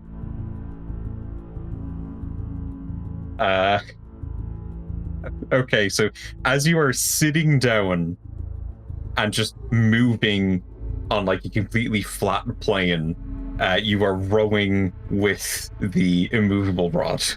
Yep. Felix returns to moonwalking, and you both venture further into the astral plane.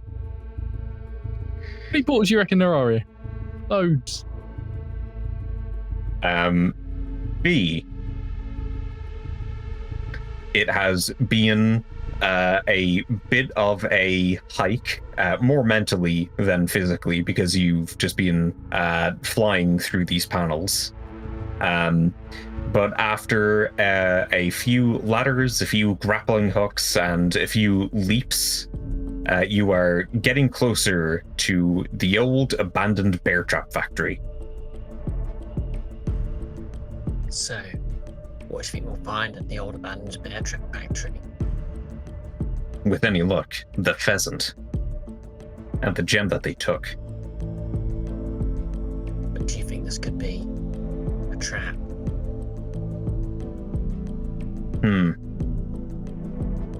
Even if it is, we have to take that chance. Bad and rotten destroyers.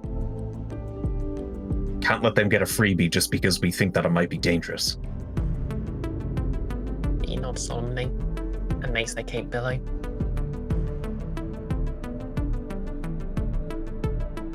Just pay attention to where you're going. Eyes on... Now currently looking forward. Yeah, there's like eyes on the rooftops.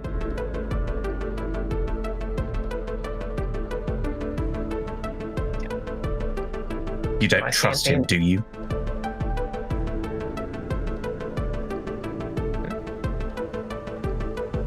Oh, hey, greetings, my fungi friend. Yes, you look to your side. Grim Shadows is gone, but Capulet is there, leaping about the same, because that's just a thing Capulet does. Okay, are you the real Capulet, or are you a dream Capulet? Yang. Really got talking to from Morgan. I'm not entirely sure it was Morgan. You've been cutting out a bit for that. Sorry, I switched the noise suppression off because my chair was squeaking quite a bit. Switch that back up again. Okay, so are you the real Capulet or are you a dream Capulet? Because I just spoke to Morgan and I wasn't sure if that was like a dream Morgan representing my fears or if it was the actual Morgan telling me off, because it feels like the kind of thing he'd be able to just do, like pop it in a dream like that. How am I supposed to know? I don't know. Are you a dream? What do you think? Okay, the real Capulet would never ask me what I think.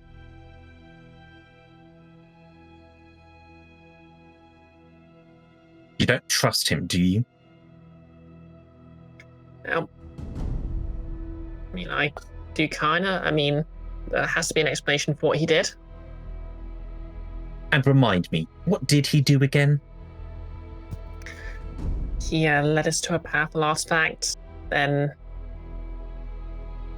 trapped us in a kind of cruel way and disappeared with the artifact without any explanation after suggesting we don't tell anyone else. That's not the only thing he did, and you know it.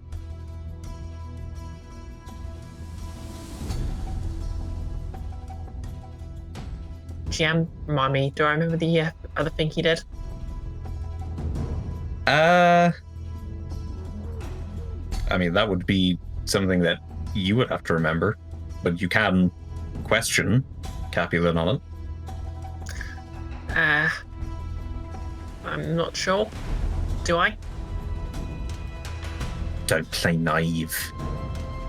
Suddenly the Rockborn emerge and start attacking everything, conveniently on the day that Morgan shows up.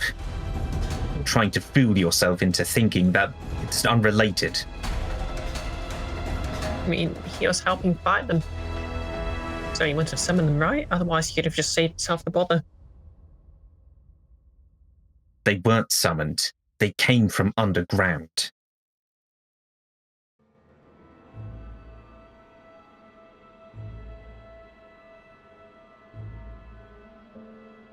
You're trying so desperately to trick yourself so you don't have to acknowledge the truth.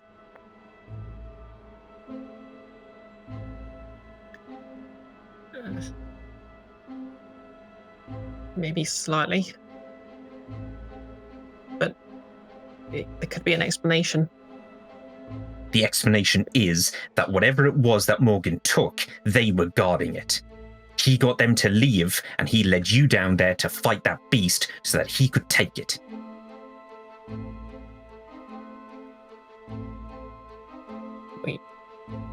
We don't know that. Are you sure we don't? We know that. Yeah, as you're both running across the rooftops, there is a bit of a stretch where there's like a long vent running. And as you say, we know that you're looking over at Capulet, and because of her smaller size, like you're seeing her, but behind her, you're seeing you in the reflection.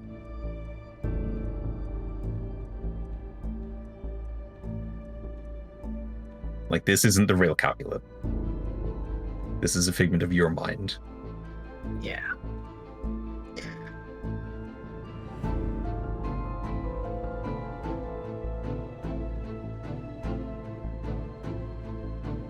Why are you still trying to defend him?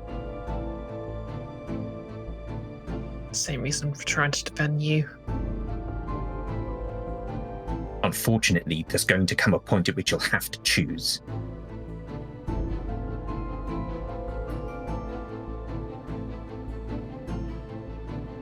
You just stop, just pulls their hood down. And as you pull your hood down, Capulet goes out of view. So, remember what I said, Night Rogue. Eyes on the roots. Yes, boss. You continue running and leaping and occasionally swinging towards your destination until you reach the large rooftop of the abandoned bear trap factory.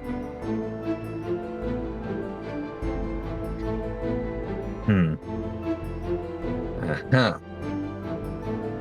Night Rogue, you've got vent access. On it. Yeah, starts carefully prying the covers off the vent. You do so, and it begins to fall to the ground, and then suddenly two hands shoot underneath.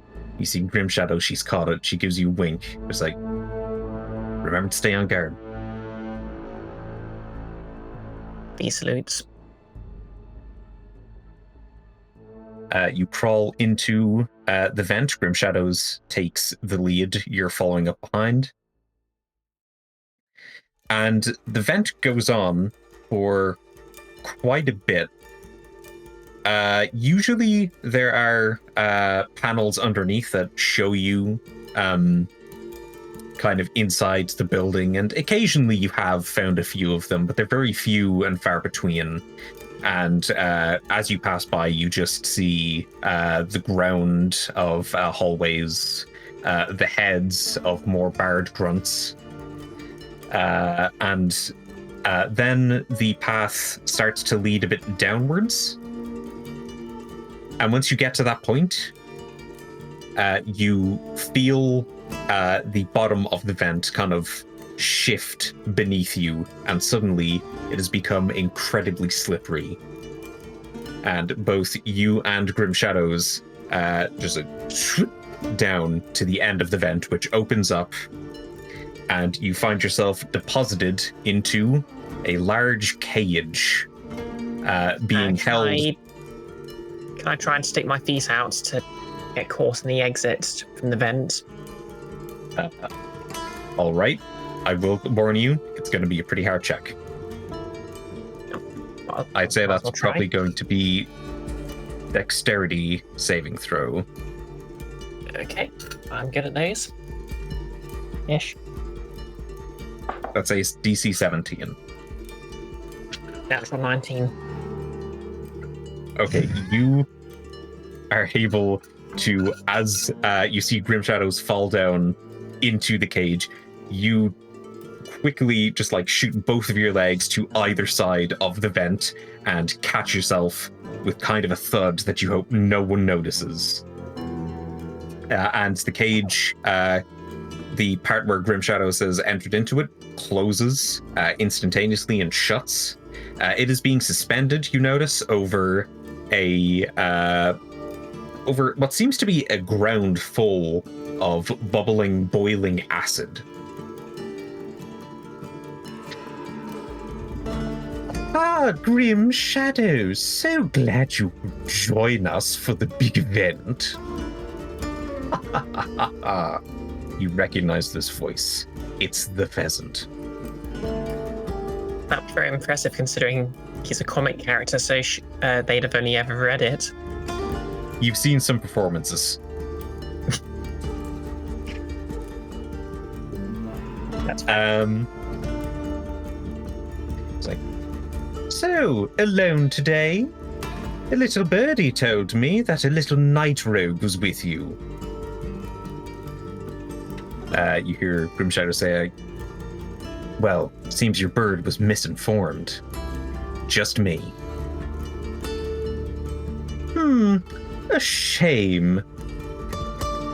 So I suppose you're wondering what we were doing, just taking merely one gem from the entire haul. Don't think you'd understand the value of that gem in particular. But I understand it, Grim Shadows. I understand well the value of the crystal of Somnambula.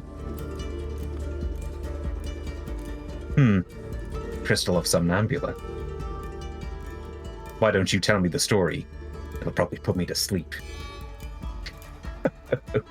Dreamwalking. I know word etymology. Very clever, Grim Shadows.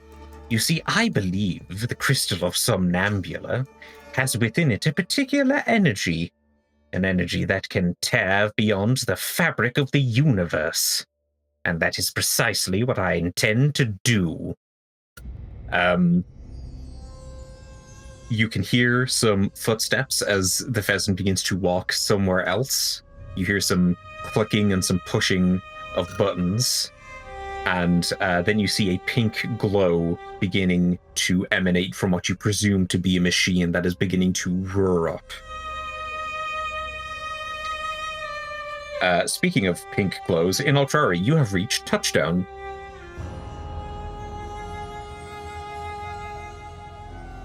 You're not too far from where you saw that pink glow in your own dream. Okay. Nearly there. Okay, just gotta go. Then hang a right, and then straight, and then that should be it, I think. Just a quick walk. Hopefully no one will come around the corner, and certainly not saw Snapdragon. Did somebody say saw Snapdragon? No! Why, if it isn't Inoltrare? I saw... Fancy meeting you here. Only I knew I would. This is Korakii. And I live here. I get it. And my parents don't love me. Well, it's not that your parents don't love you. It's that they abandoned you here years ago. You don't abandon someone unless you don't love them. Well, you've probably got that right. Not worth finding, eh?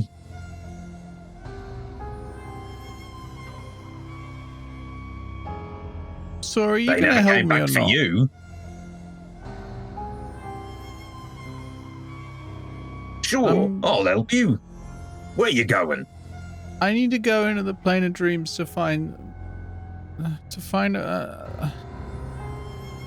retractor and then save Morgan, because I don't care what he's done. I'm not going to abandon him. Oh, I see. You're not going to abandon him like your parents abandoned you. That's right. Yeah. Yeah. It's fine. Just remember, they're not worth looking for. After all, they never came back to look for you. Well, I'm not looking for them right now. And you shouldn't. Okay. I'm gonna get walking now. Hang on, you wanted some help. Yeah, but then I kind of remembered who I was talking to and I got a little more nervous and... You feel yourself pulled up. and then this is exactly what I was worried about. Inoltrare away! And he torpedoes you through the air with the strength of his arms alone. You go over a building, and then you quickly remember that you can glide, and you glide down onto the ground.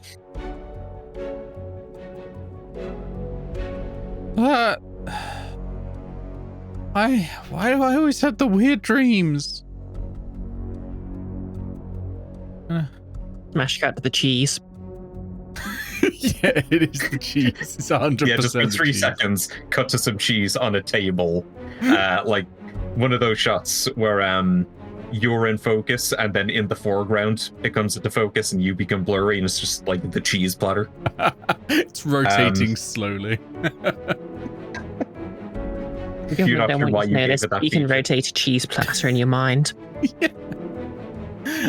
I exclusively am using Mage Hand to rotate a plate of cheese.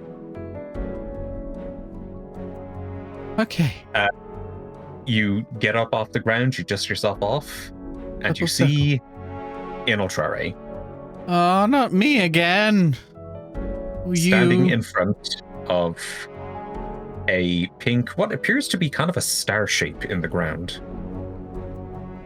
I need to go in the star hole, okay? Well, at least I think I do. Anyway, I'm gonna try it, because I'm not staying here. Everyone's weird. You will stay here. Why would I stay here? Everyone's weird. I just said that. You'll stay here because you're in Inoltrare. You live in Korakii.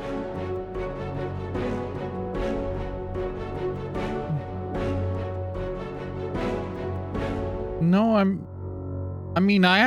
in Inoltrare and I live in Korakii, but not this one. I'm going to start running for the portal. As you begin to run, you feel the atmosphere get a bit more tense. You see the sky begin to darken a bit. And suddenly there is a huge lightning strike that plummets down. There's a few of them, actually, around you that all hit the ground, or rather meet each other at once. And it knocks you back a bit from just the sheer shockwaves from the amount of force that has happened. As you get up, you see that a lot of the place is suddenly on fire. I tap my chest and cast Mage Armor. You do, as you see that the route to the portal is completely blocked off, wreathed in flame. And Inoltrare is beginning to flame up as well. Slowly getting engulfed in the fire, retaining his form as Tilly jumps out from behind him. Tilly, who usually looks celestial, as you know, with their tail like kind of fading into an ethereal nothingness, now just looks entirely engulfed in flame, like the Inoltrare in front of you. Their tail fading into flickering embers. You are Inoltrare. You live in Korakii. Yeah, but this isn't Korakii. This is a dream. And there's more to me than that. Your parents abandoned you years ago. Yeah, but then I found friends. In Korakii. And this isn't Korakii.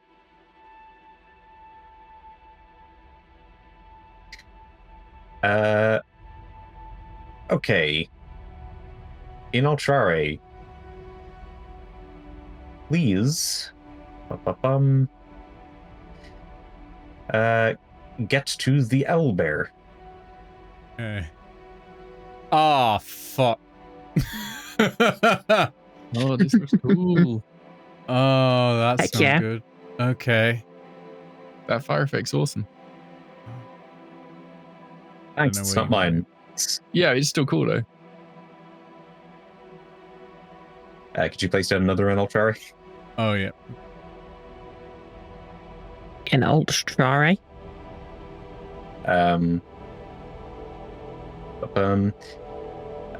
You see, as they are engulfed in the fire, they start to grow.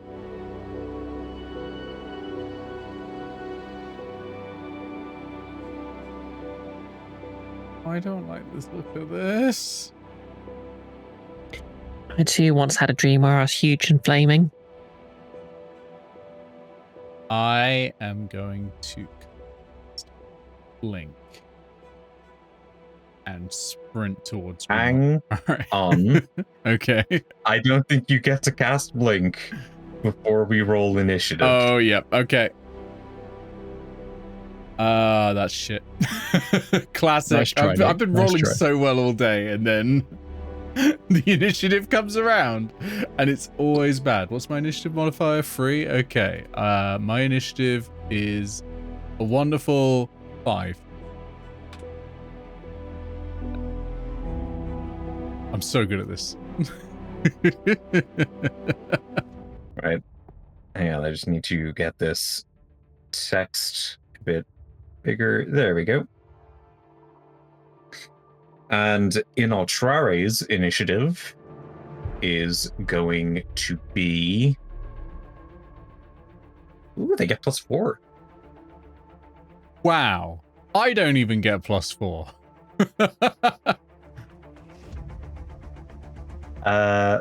That is going to be 11. And what is Tilly's initiative? +4 again. Rude.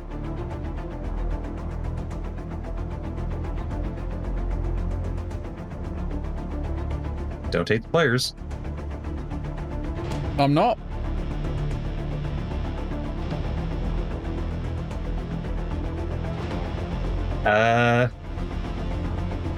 All right. I'm gonna die. It's over for me. Oh, and I can't forget.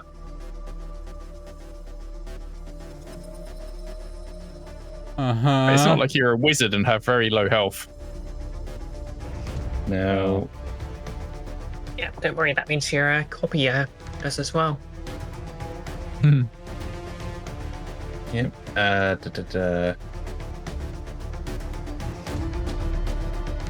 There we go.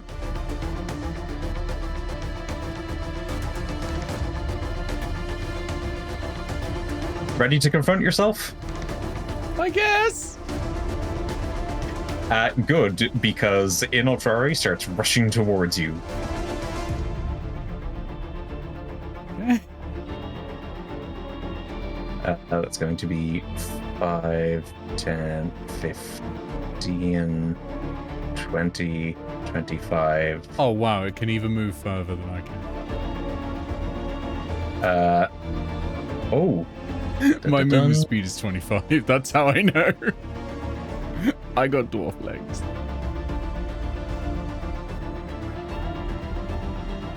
This is big dwarf now. It's a fraud. Moron, if you will. So it runs here, and then suddenly it picks up pace, and it charges towards you. Oh no! It's playing D&D 4th edition. So this is wildfire.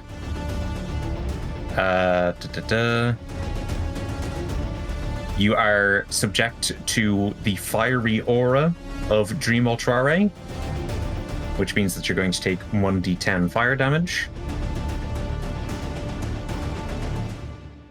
That's 5. It's 2. Resistant to fire damage. Nice, because it's going to slam you. That's great. I'm also resistant to bludgeoning damage. The 2 damage types I'm resistant to. Here we go. That's a 19. Yeah, that's gonna hit. All right, and that is going to do 16 fire damage. So, yep, 8. And then you are going to suffer. Ooh. Let's see. I'm in danger. How low are you, Nick? You must be really low by now, surely. I've lost 10 hit points. I got 27 left. Oh, wow, you got loads. Half of 9. That'd be 4. Yeah. 4 ongoing fire damage. Okay. You can use an action to end that if you want. But it's going to be an action. And that's the end of Inoltrare's move. Now it's Tilly. So that's going to be 5, 10, 15. And then Tilly is going to use Fire Step to appear here. 20, 25.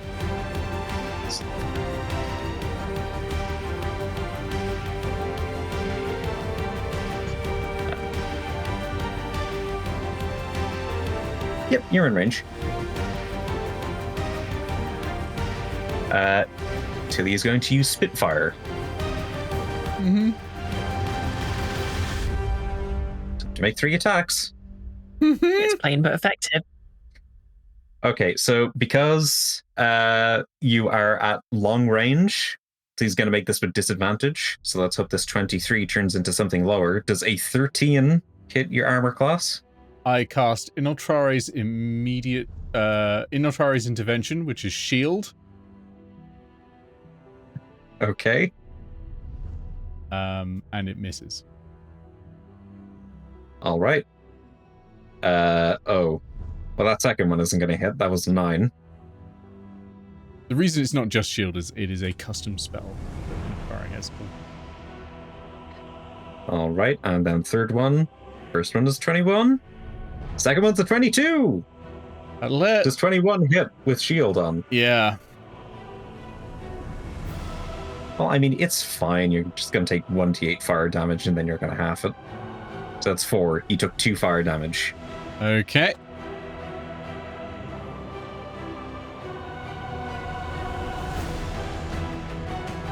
Right. And now it is your turn. I use a bonus action to activate my Force Shield, smashing the totally not a Blue Peter badge that's on my chest. My AC goes up by 2. Okay. How many shield-like things do you have? I keep Mage getting given armor, them. Shield, like, wow. Probably need them, I guess. And then I'm going to use my action to cast Blink. And use my movement to go 5, 10, 15, 20, 25. Let's see if I vanish. I do. I am on the ethereal plane now. Cool. And I take 4 fire damage. Yep. Action to end that whenever you want. Yep. I used an action to cast Blink, so I couldn't. Nimbus. Hello. You're still floating in the void of the astral sea with Felix. You know, after a while, you do kind of miss the solid ground, don't you? Yep. Dreamplane is solid ground most of the time. Yeah. Well, I guess it depends on what you're dreaming, right? Like, if you're dreaming of a big flaming inferno, you'll probably be in a big flaming inferno. Yep. That'd be wild. Probably don't do that. Again, All right. Don't die there. Okay. What do you reckon? Third time lucky? We'll see when we get there. Well, there's a bit of time before that. Why did they put all these portals so far apart? Oh, Are you very familiar with the concept of infinity? yeah, and it's just... It's so big. Come to the point. Yeah. So, they're trying to help their friend Morgan. Have you met him? Yeah, it seems like a bit of a dick, to be honest. Certainly seemed creepy when I knew him. I guess they know him better than me, but all I've seen him do is be shitty to his friends. I don't know. He seems like the kind of person with like lots of secrets and whatnot, right? Again, pretty much the vibe that I got. Felix, why are you in Inoltrare's tower? What's the deal with that? Wizard in search for a tower. Okay. Are you like his caretaker or something? Yeah, teaching him magic. Why? He wants to learn. I want a tower. Okay. Mutually beneficial. Yeah, that makes sense. That's like when I help out the farmer and he lets me stay in his barn. Oh, Tim. Yeah. It's nice. He let me look after a pig for a while once. So, you do realize that if you're helping them, they're going to want to help you find Morgan.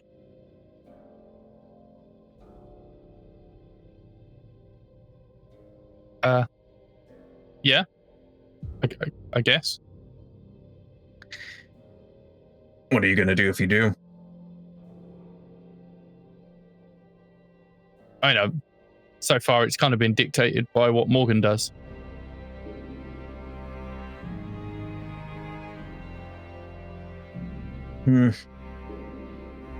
So, dictating by what Morgan has done so far, what's your instinct when you find him? Well, he's their friend. Kind of just see what happens.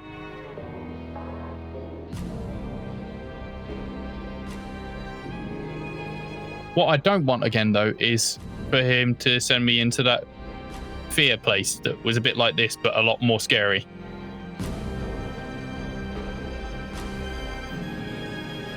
So, going to be on the defensive?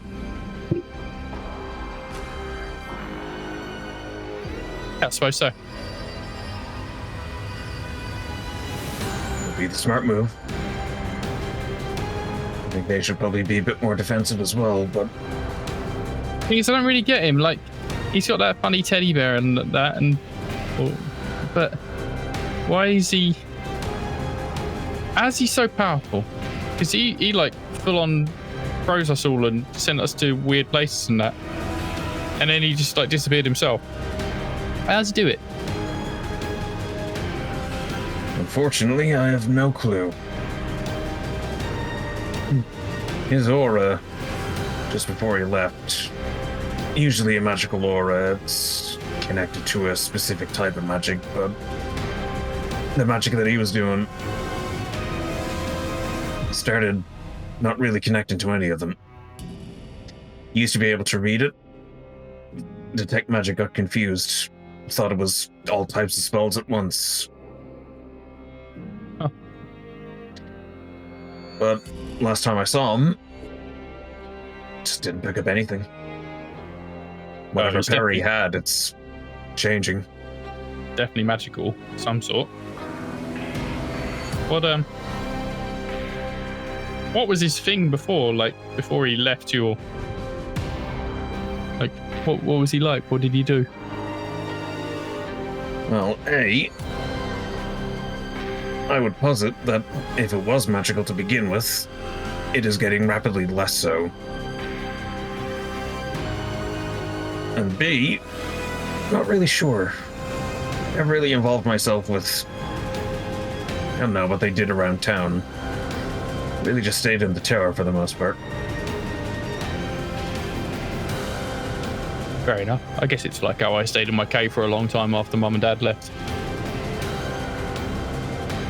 You eventually do reach the portal. Right. What do you reckon? Some funny trinket? Or the place we're actually trying to get to? Where are we actually trying to get to? The Dreamplane. We've been over this numerous times. I've said Dreamplane more today than I've said in the past year. I guess this is a day of dreaming in it. Okay. So Dreamplane. Let's all think Dreamplane. Dreamplane. Dreamplane. Dreamplane. You stick your head through. Your head appears to be coming out of a hole in a tree. Does this feel like a dream? It does feel like a dream, but when you're out of the portal, it also feels like a dream.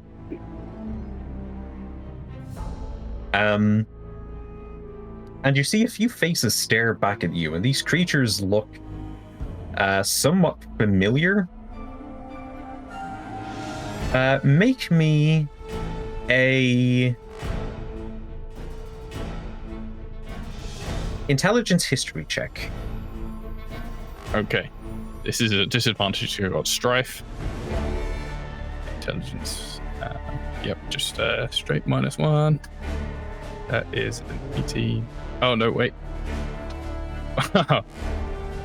Wait. If I roll a nat 20 at disadvantage with the knowledge class thing, what happens?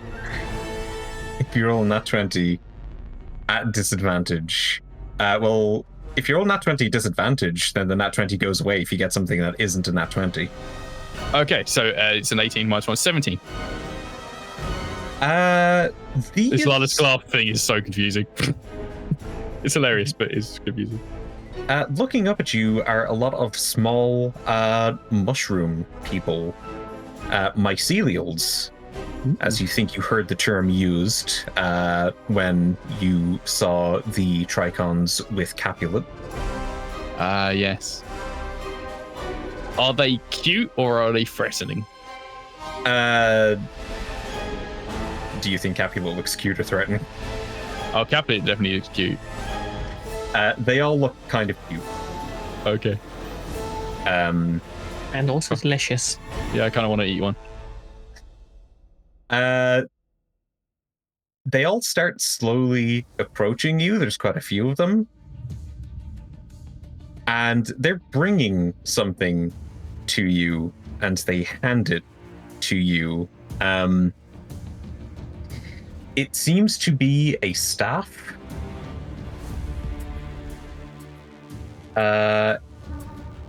It has like strands of mycelium covering the head of it. The wood is kind of aged and weathered. You can take it from them. Do they speak? None of them have spoken yet. Would I know if mycelium speak common or? You know that Capulet speaks common. I mean, if they don't look threatening, yeah, Nimbus will definitely take the staff and say, like, thank you very much. Do you know the way to the Dreamplane? They all kind of look at each other and then shrug. Mushroom shrugging. Take that as a no. What's the staff do? It requires attunement. Oh. So perhaps you will find out once you attune to it. If Nimbus asks the mushroom people what the staff does, do they do anything?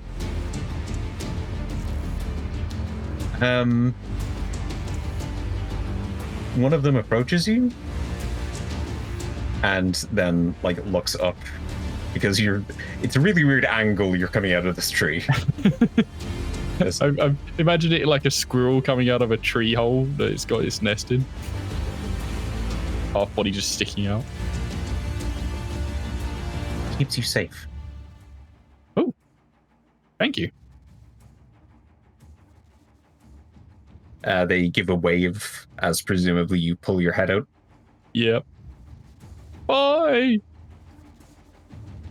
Felix, there was mushroom people that were really nice. They gave me this staff. They said it keeps me safe. Just all the different types of staffs. So I can't really tell what this one does. Seems the attunement sort probably won't last that long. I mean, I can just attune to it, right, and then find out. I mean, while you're here, if we do find the Dreamplane, sure, but when you wake up, it's not going to come with you. Ah. Wait, is that going to be the same for that rod and the ring as well? Probably. Ah. Them's the brakes. Come on, let's walk. And Well, then better make good use of it then. Again. And Nimbus starts shoving the staff into the ring and into the smuggling ring, and then gets the rod and puts it also in the smuggling ring. And then just anything else that he can find that will fit in the smuggling ring, he'll put in. Cool. You do that. Felix starts moonwalking again in the direction that you were going. He's finding it very novel. Fee, you're an event. Grim Shadows is trapped in a cage. Hey. Can I try dropping down and picking the lock on the cage? Since the peasant seems to have walked off to do something. I will ask and I will let you do it. Are you sure? Well, not if the GM's saying that. I mean, I'm just required to ask if you absolutely want to go through with dropping down when you have other options available to you. Yeah.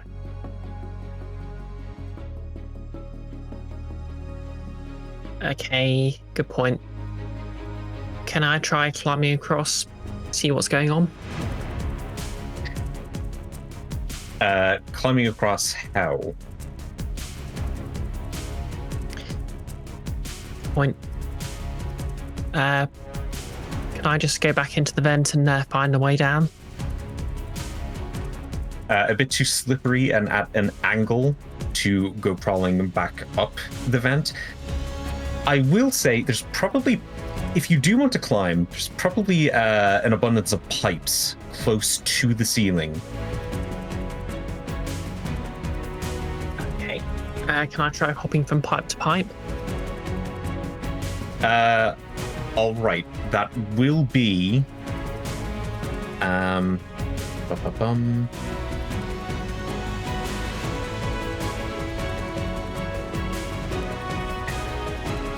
I can't remember what acrobatics is. It's dexterity, right?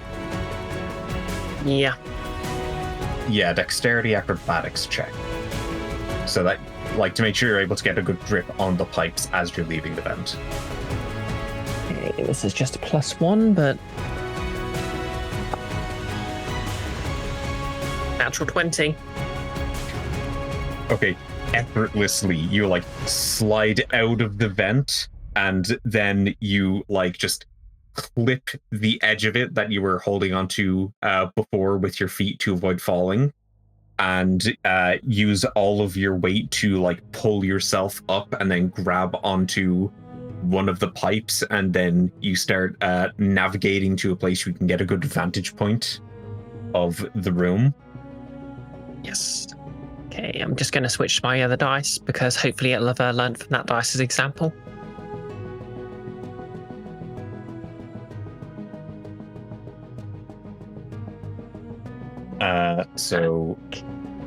Right, what can I see from here? You can see a few things. First and foremost, you see Grim Shadows in the cage dangling above the vat of acid.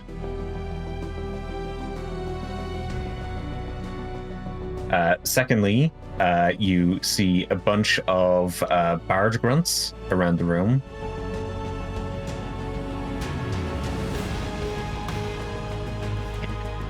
And thirdly, you see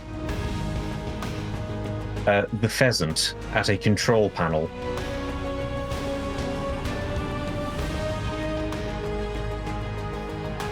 Hey, can I see what he's doing on the control panel, or like if there's any labels on the switches?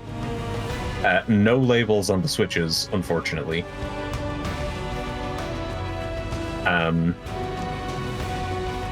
You see a dull pink star at the center of this kind of little raised platform.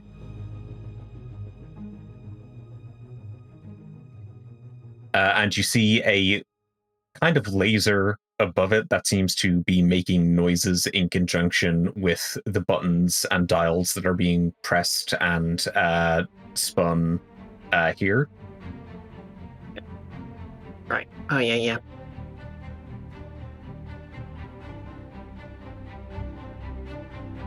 Yes, you see, Grim Shadows, once I charge the crystal of Somnambula and contain its raw power into one space, the space in the fabric of reality will begin to unravel.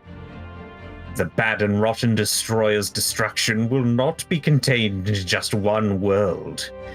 We will spread our destruction across the multiverse.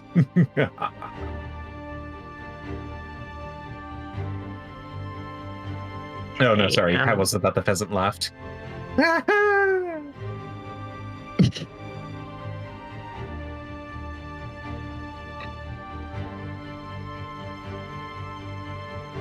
Okay, so it's looking to me like I've at least found the point.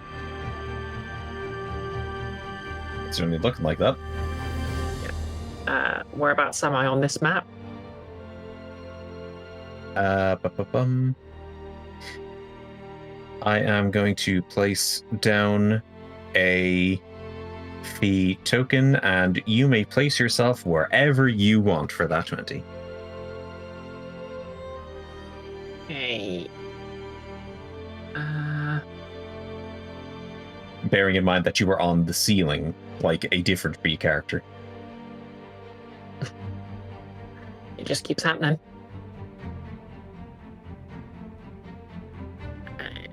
Guess that sort of makes sense.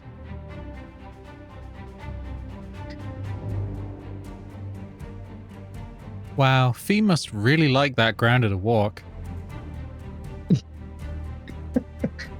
You say in your own dream as you are on fire in the ethereal plane.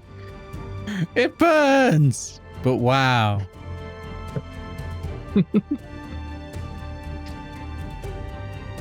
I don't think the multiverse can handle multiple bards.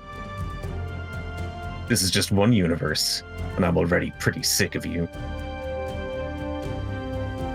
Oh, you're going to hurt my feelings, Grim Shadows. But unfortunately, I don't think you'll be able to stop us from that cage. And because I do so like having a personal touch in your destruction, I've got a little lever right here. I wonder what happens if I crank it. And the pheasant reaches over to the side of the control console and begins churning this lever, which slowly begins to lower the cage into the acid. Not like into it as in it's already there, but it's getting closer. Okay, can I cast Arcane Servant, just start holding the lever? You can.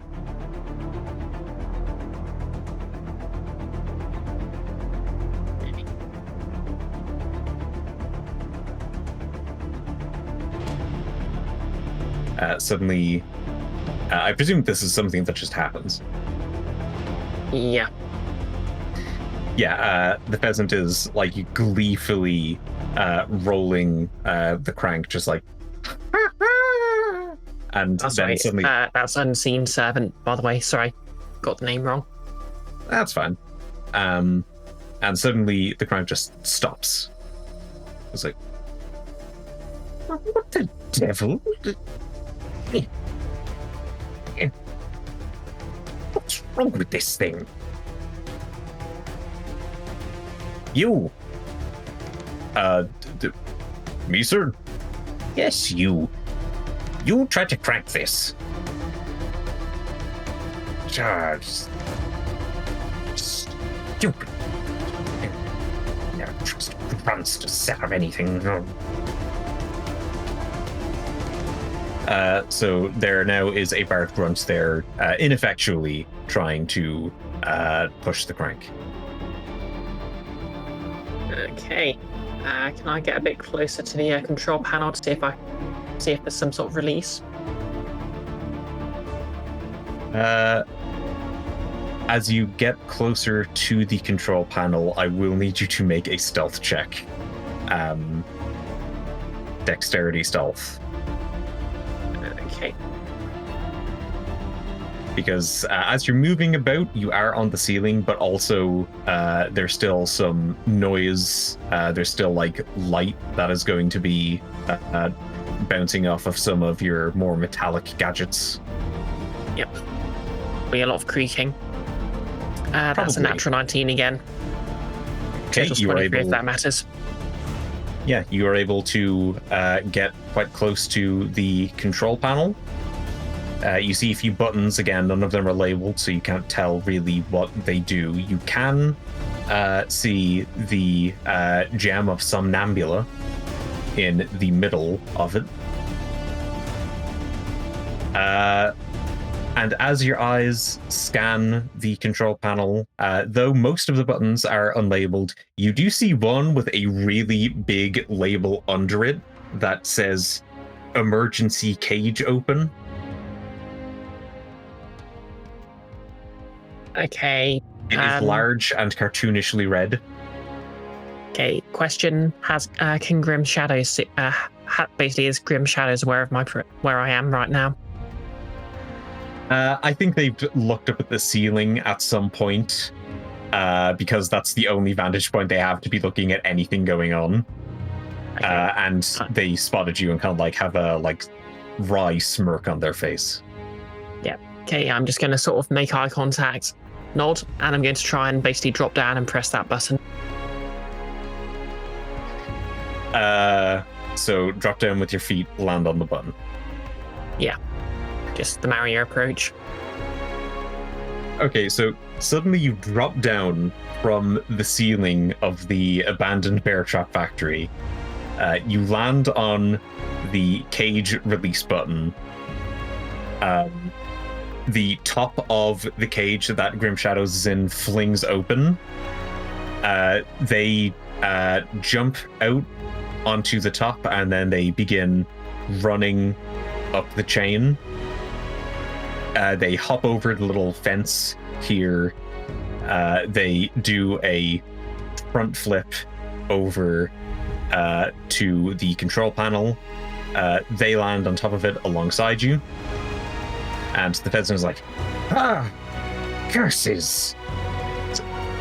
Grim Shadows I look hope to you don't mind my dropping in. So Night Rogue was with you. My bird was plenty informed. Oh. That's a pretty lame complaint. Shut up! Minions, destroy Night Rogue.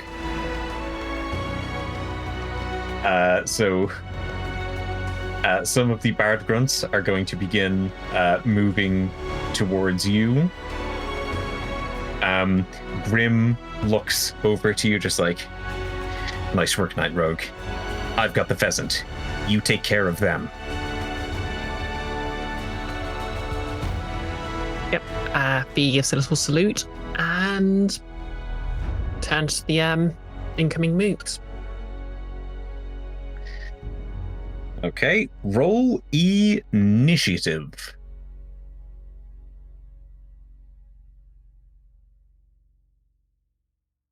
Back to business as usual. Natural 5 for a total of 6.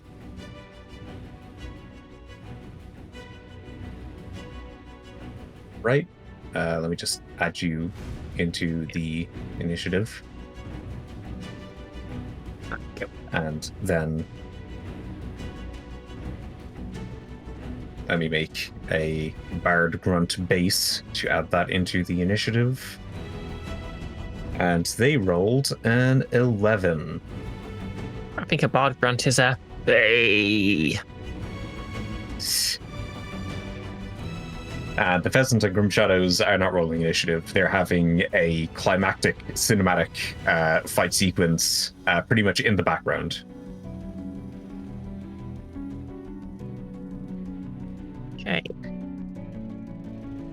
Right, so the Bard Grunt that is right next to you is going...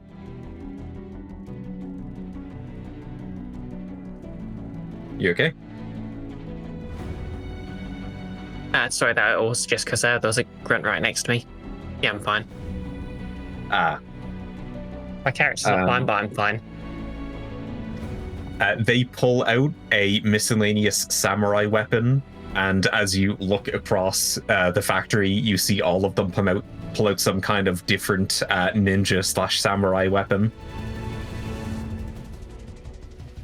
Oh no. Badass katanas. The worst kind. The first one is going to roll a 12 to try to hit your AC. Yep. My AC is terrible. Yep, meets it, beats it. Okay, so they hit you. That is going to be... ooh, nasty. That's 7 damage. Slashing, Ouch. if it matters. It doesn't. That just hurts.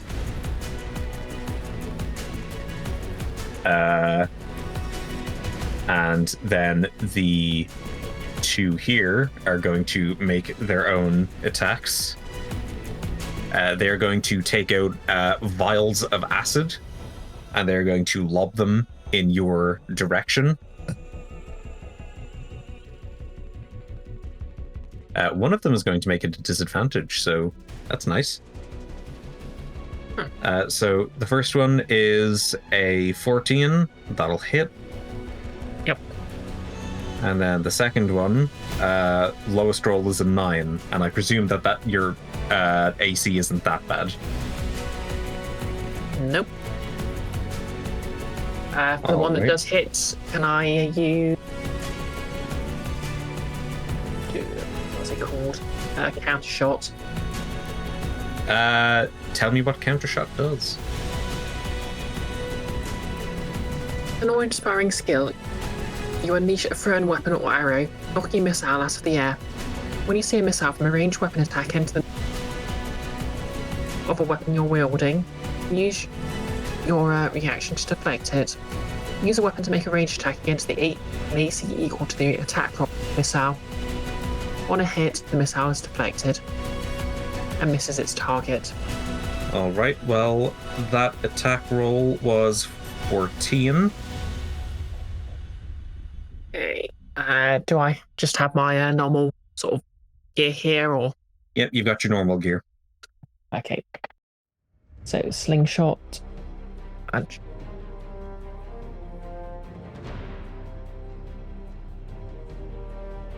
going to be +4.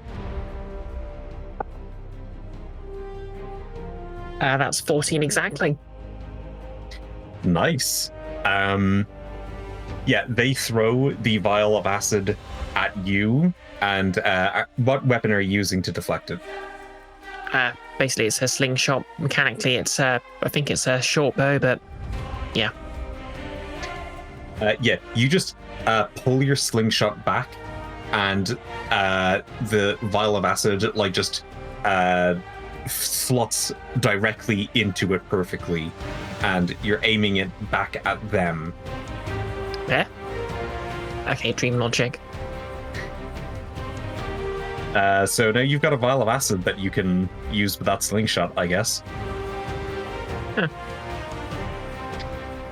And that is going to be the bard's turns.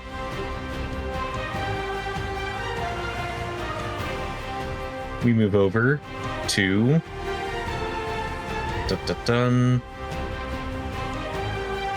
Oh gosh. Inoltrare. Oh no. Cannot find you. Aha! I'm not here. I've not been here the whole time. Oh no, yeah, right. Sorry. And I'm still not here. Back to Fee. Yeah, it's weird doing two different combats at the same time. Also, Nick, none of us can hear you. My mute and unmute button is not working for Discord, and this is how I learn. All right, Fee, you're up. Okay.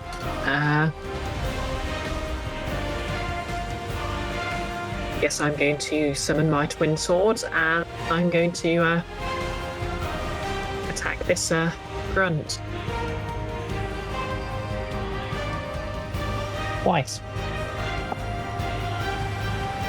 That's a natural 2, but that's still a 10. Unfortunately, that doesn't hit their AC. Yeah. That's a lot better. That's a 17. That will hit. So they kind of like duck under the first one, like, haha. And then as they bring their head back up to gloat, they get hit in the side of the head with the flat side of the sword. Because, you know, Grim Shadows doesn't kill.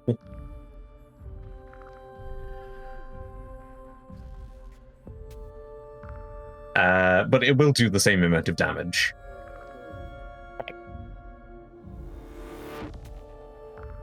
That is 9 points of slashing damage then. Ooh, 9 points of slashing damage. Or bludgeoning, I guess. Well, bludgeoning. I reverse my sword. You'll live. Yeah, no.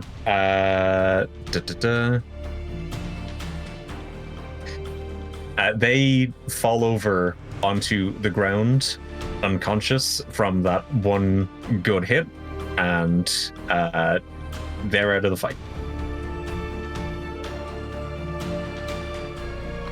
Okay. Fee activates their stands up, activates their cloak of billowing, and that's their turn. So it's kind of a come to me situation. Yes. Okay. That, and I don't have any attacks left, so it's not like I can do anything else. Let's hope they don't all have ranged attacks. Inoltrare. Dreamoltrare is wants to find you, but can't. Lamau. So instead, they are going to. Oh yeah, they need to roll to recharge. Oh no. It does recharge. Nifty. Oh no.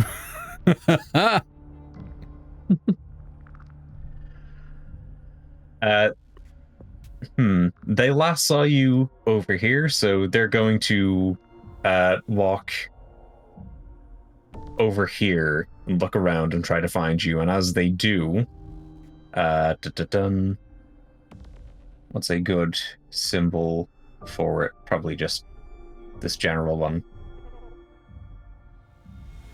This pile of ropes gets set on fire.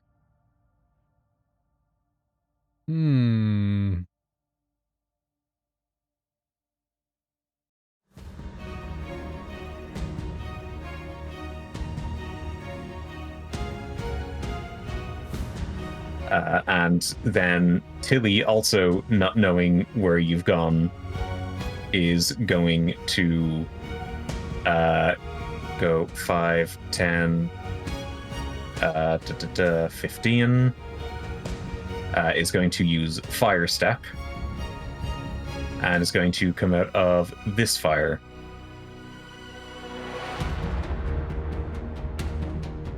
Okay. And then that's going to be them.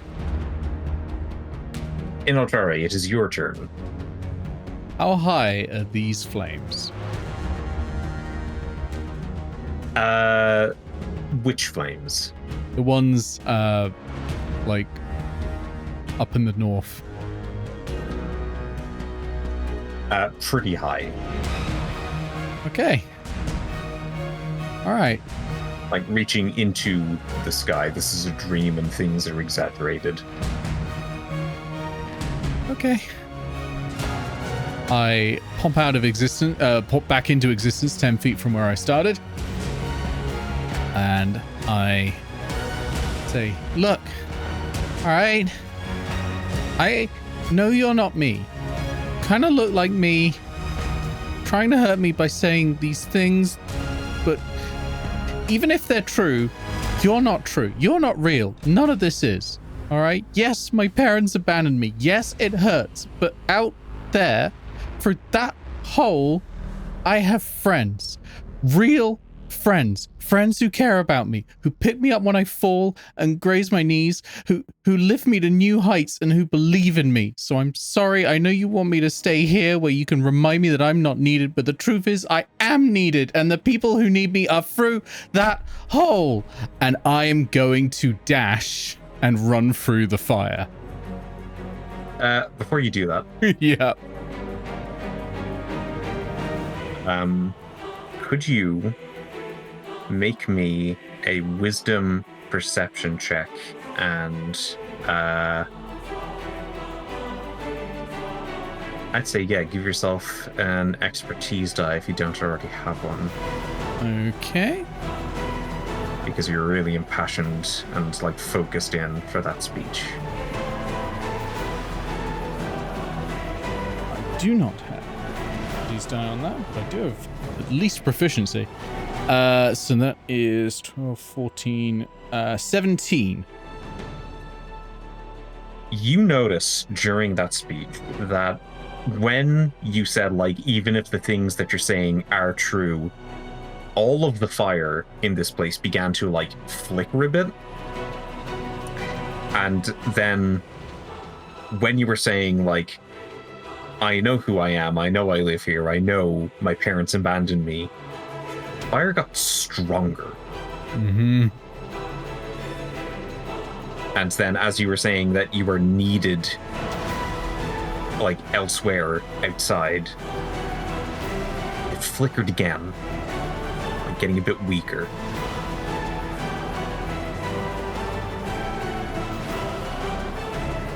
Okay. I am going to run through the flames, shouting that my friends need me. Like bread. You shout? my friends need me, and the flames don't change.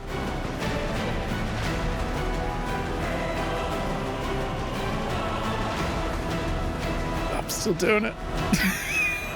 I'm running. All right. Let's see what happens when you run into fire. You are going to take 2d6 ongoing fire damage.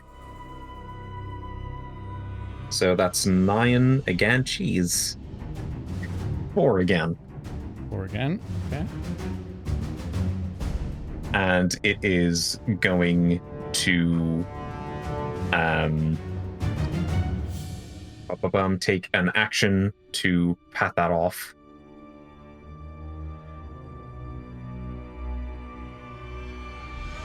So where did you start? I started there.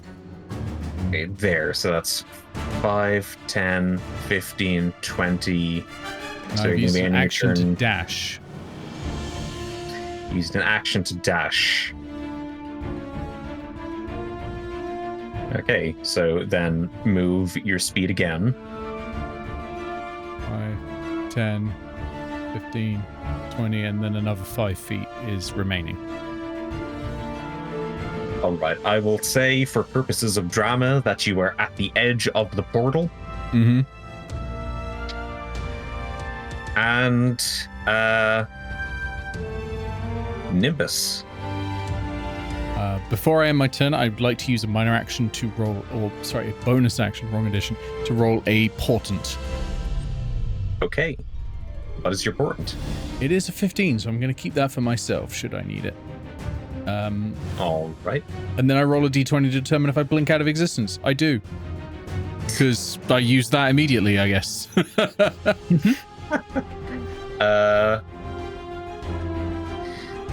All right, Nimbus. You are floating towards the next pinkish portal.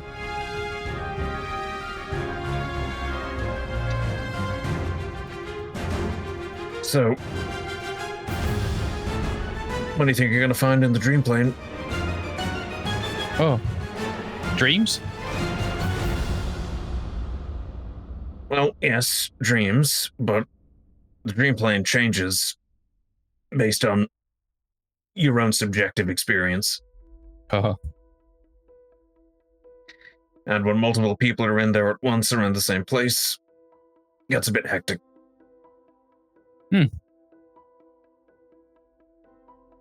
Well, I haven't had that many experiences, so I guess a cave, farm, a beach, a library. You know, I like that library. It's cozy. Which library? Had all the books. Where we found this thing. This is happening in game, by the way. It like holds out their arm and stuff. Yeah, add this thing in it. Was in the book for some reason. Oh, that's what we're gonna find in the Dreamplane, the Retractor. So that's really, yeah. Armament, I suppose it would be the Retractor. Is the library you're talking about one that was underground? Yeah. You probably don't want to dream about that place. Oh, okay. What are you gonna dream about? I'm not going to be there. I Oh. can get you to the Dreamplane, but then there's something else that I need to do. Ooh, what are you gonna do? That is something for Felix to know. You're Felix, Exactly. so you do know. Yeah. Well, it's good that one of us does.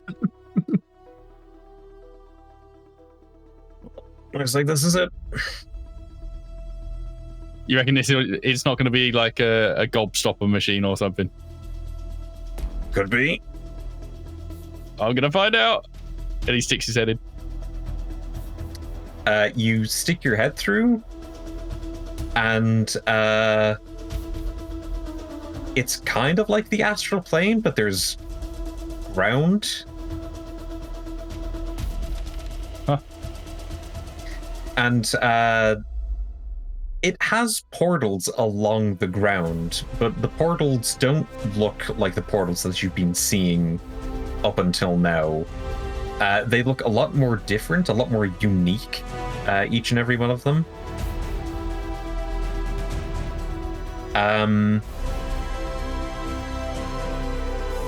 Yeah, no. That's what you see. Huh. Pull my head back into the astral plane. Felix, it's a bit... sounds weird. Full of holes. Hang on, let me take a look. He pokes his head through. And as he does, do you do it as well? If there's space for both of us to put our heads through, yeah.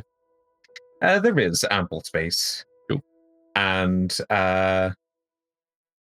what once was just this like vast astral plane sky with like an endless running patch of ground. Now that Felix is also here, some trees are beginning to sprout from it. Off at the distance, you see some wizard towers like slowly begin to rise up from the ground. The portals that are littered around stay the same. They don't change. Oh, Felix, you dreamed of the tower. And since my dreams are having an unconscious effect here, this is it. Will those towers disappear when you leave? Yep, probably. Here's hoping that your compatriots' dreams will be able to level each other out. Yeah. They don't... I don't know. Are they particularly level people? What do you reckon? Nervous laughter. Well, I'm not going to be responsible if anything happens. We'll see you on the other side then, Felix. Thanks for helping me. I don't think I would have known what to do if you hadn't have found me with the wand thing. He gives you a nod, and then he points to... do you have any kind of like pocket or satchel or something to carry things in? Yeah, so Nimbus wears a kilt, but he has one of those sporran pouch things that hangs down at the bottom. Yeah, he points to that, reminding you, just like, remember, keep ringing the bell until they find you, or you hit them. Okay. And then he gives you kind of like a little salute, and he turns around, and he brings his hands together and then opens up a portal.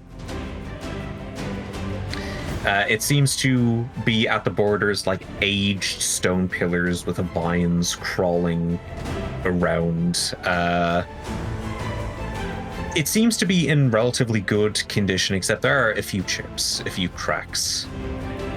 Along the ground, it's littered with like grass and flowers at the very edges. He steps through that, and then the portal closes up. Congratulations, Nimbus. You are in the Dreamplane. Wonder where the others are. Reaches into the spar and pulls out the bell and just starts ringing it, like just constantly, not like a dong dong, but just a constant ringing. Ding, ding, Yes. ding, ding, ding, ding, ding, ding. Wonder where the others are. We're in Hey. need. Fee. I'm in danger. So let's see, what is the movement on an average bard grunt? 30 feet, that's pretty average. 5, 10, 15, 20, 25, 30. 5, 10, 15, 25, 30. Aha!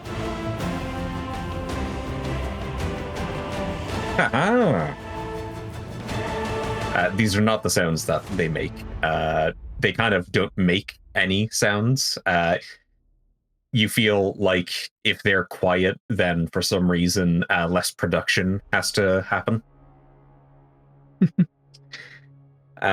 So the two that are close to you are going to try to hit you with their miscellaneous samurai weapons. Any of them have pizza slices? One of them does. Are they a tabaxi? Sure, why not? It's your dream. That's going to be a 10. If you get the reference, mention it in the chat. 10 misses. Knock down assault. Oh, knock down assault. Yep, so when you activate this maneuver, you take the attack action and make a melee weapon attack, as well as any additional attacks granted by extra attack. Till the start of your next turn. When you hit with a melee weapon against a creature and deal 8 or more damage, it makes a dexterity saving throw or is not prone. Oh boy. So I get to attack for free. Their dexterity saving throws aren't good. Yep. So first attack is... Oh, that's another natural 2 for a 9. Well, that's gonna miss. Yep. And the other attack is... That's slightly better. That's a natural 12 for a 19. That'll hit.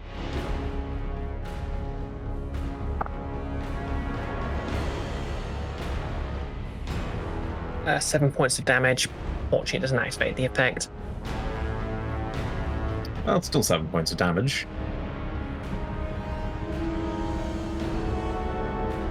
Yep. And that's resolved then. Yep.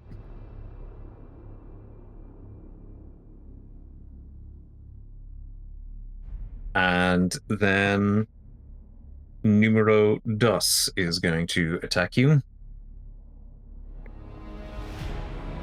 Oh, that's a nat 20. Oh no.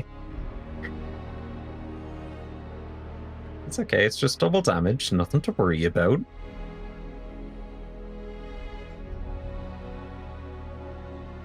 But that is a 12, so... Ouch. Yeah.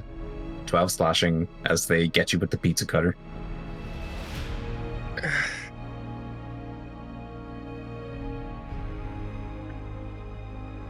Yep, I'm bloodied. Already? Yep, I only have like 39 HP, and I'm down to 20. Oh no. Well, let's hope these miss. You're not 17 bloodied from then if that. you only have 39 HP and you're down to 20. Oh, yeah. I'm 1 HP off being bloodied. That HP might be happening sooner than you think, because this one is going to throw acid at you, and that was a 17.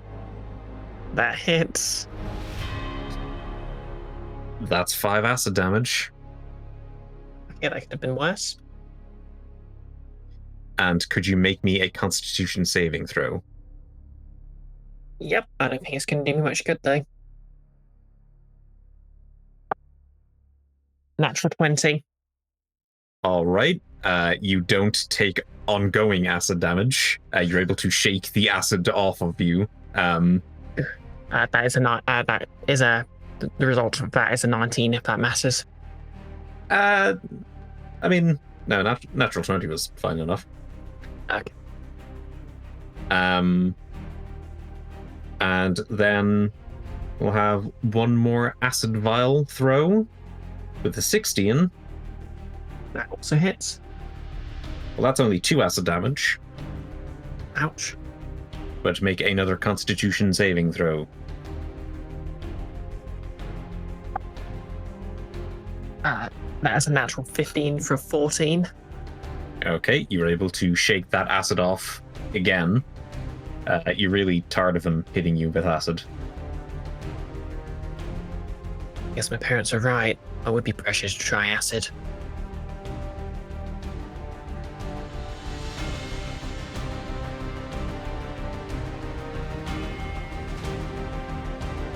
Is it my turn then? It now is your turn.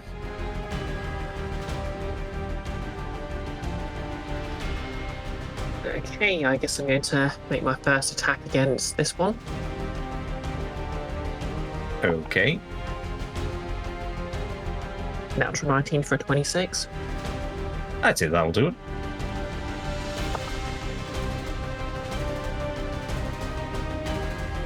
Nine points of damage.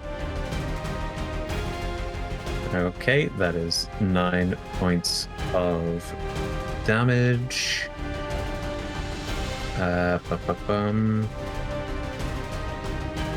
It's not prone. Oh, it's going to need to make a dexterity saving throw. I'll be not prone. I don't think you'll have to worry about that.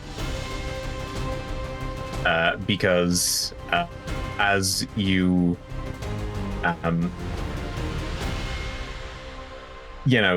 what weapon are you using? I presume your mirror twin sword? Yeah, my mirror it's- twin swords. This one?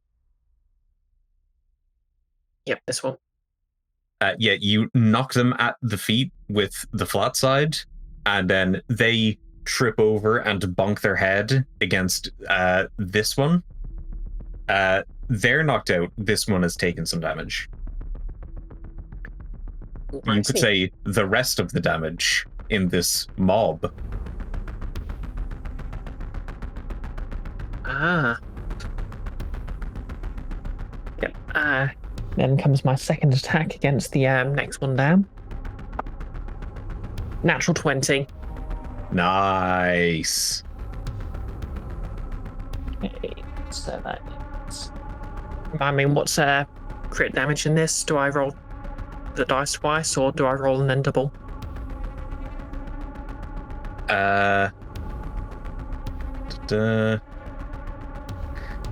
These are really core concepts that we probably should know before it. Yep. Probably, to be fair, I probably do know, but my brain is cottage cheese right now. Unfortunately, critical thing doesn't really help. Let's just call it double damage for now. Okay. So I should just roll damage and then double it. Yes. Okay.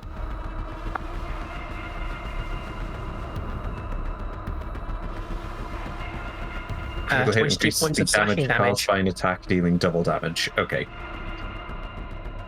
So what was that? 22 points damage. Ooh, nice. 22 points. So...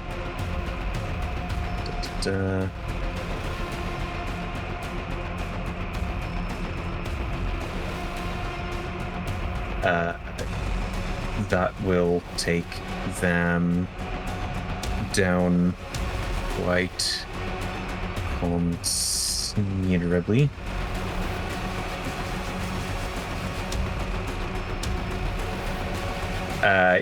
Yeah, you knock that one in the head, and then it knocks this one in the head, and then this one, as it is tripping over after getting knocked in the head,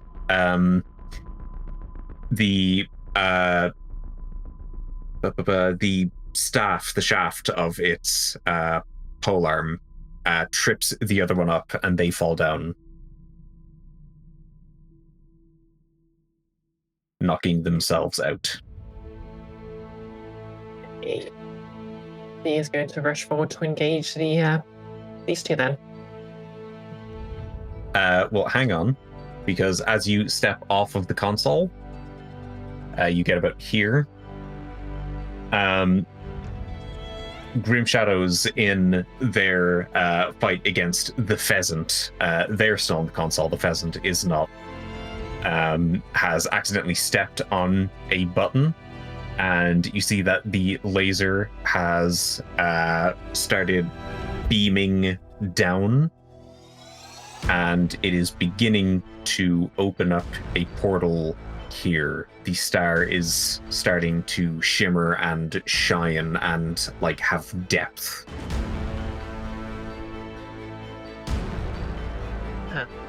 In that case, I think I'd better move towards the star. Grim Shadows looks behind to you and is just like, be careful, Night Rogue.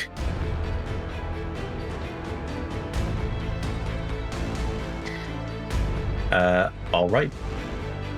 Inoltrare, well, perhaps maybe the last turn for you. Dreamoltrare saw you move into the fire, so they are going to move 5, 10, 15, 20, 25, 30. Mm-hmm. And Tilly is going to go 5, 10, and then use Fire Step to teleport here. 15. Going to peer over. 20. Have I ever told you about how you can't kill Inoltrare? You've mentioned it once or twice. Yeah. So that is going to be their turns. You blink back into existence. I do. Right in the hole, or right over the hole, and I'm going to jump in, but I presume I take some ongoing fire damage first. Well, yeah, the 4 that you already have, and you have not used an action to take care of. Yep. Okay. I am finally bloodied. Right. As you are going through the portal, though, and you're putting together all of the pieces in your head of what has been going on in this dream, make me an intelligence arcana check. Okay. Is it about the planes? No, but it is about detecting magic. Don't think that's actually one of mine anymore. Yeah, no. Okay. Oh, nat 20. So 27.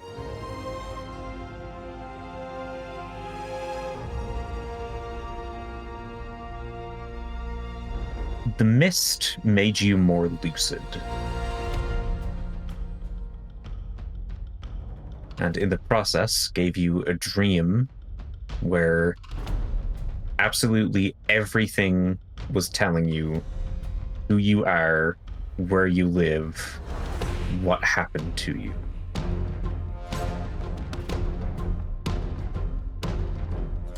It's not really how dreams are supposed to work. That's not really how the mind is supposed to work. There are some repetitive dreams, but they're not that repetitive. And I as was you trying tried to tell myself something. You think rather than trying to tell yourself something, something was trying to tell you something, rather enforce something. Something wants me to stay in Korakii and not go back. Not find...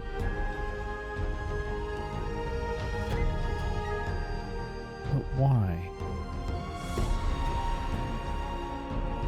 Well, there's only one way to find out, I guess. I'm gonna need a lot of people's help.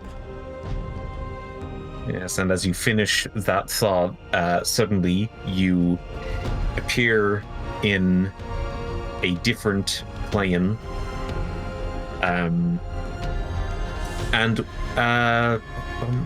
What would Inoltrare see? What are your dreams usually like? Giant boot.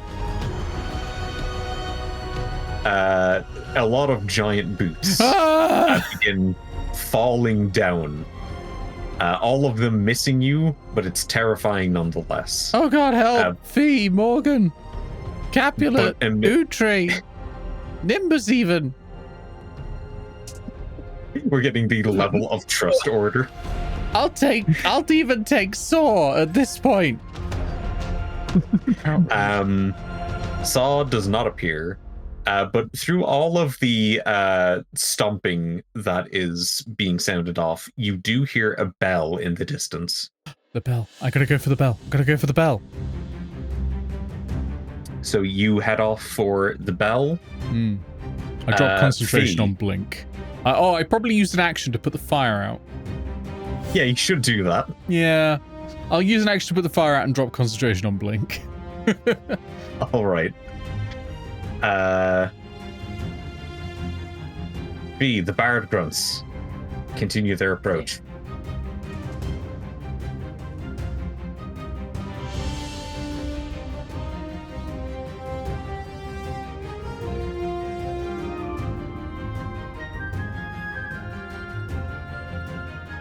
And they are all going to take out a vial of acid in a last-ditch effort.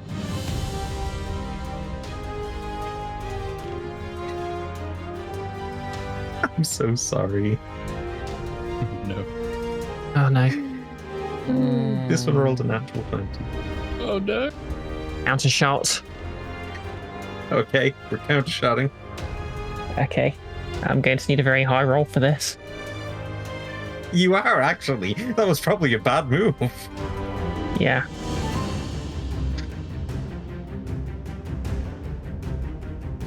I mean, the alternative is doing nothing and taking the hit either way, so... I suppose. Natural 7.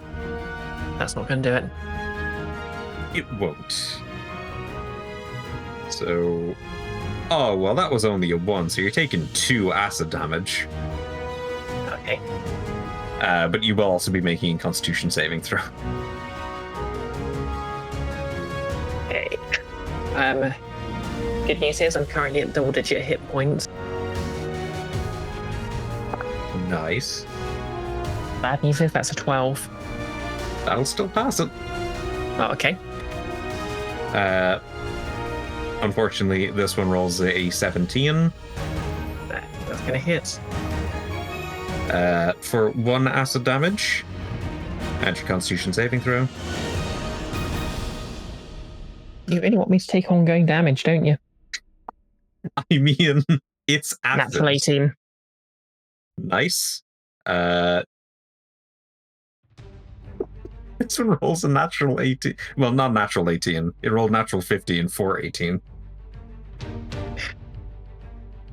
That's going to be 3 acid damage. I'm down to single digits. Oh. Constitution saving throw. 2. Oh no. Oh no, you take 5 ongoing acid damage, but that's going to be like end of your turn. Let's hope for a miss. That's a hit. How much HP do you have right now?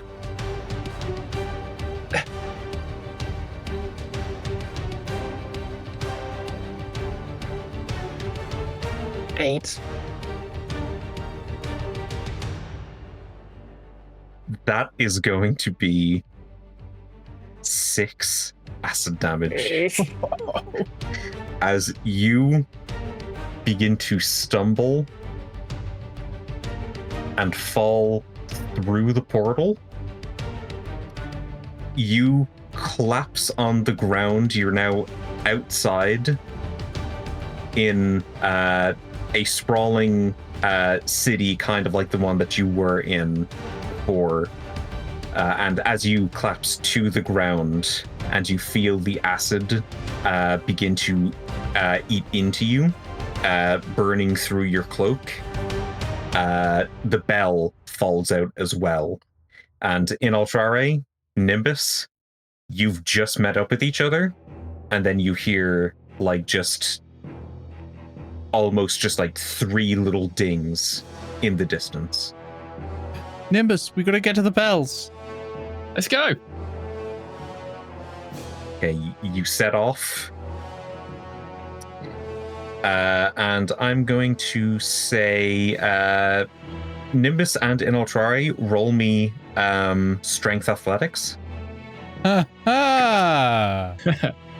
I mean, technically, if I've still got a turn, I can take an action to the acid, prevent the ongoing damage, can't I? You can.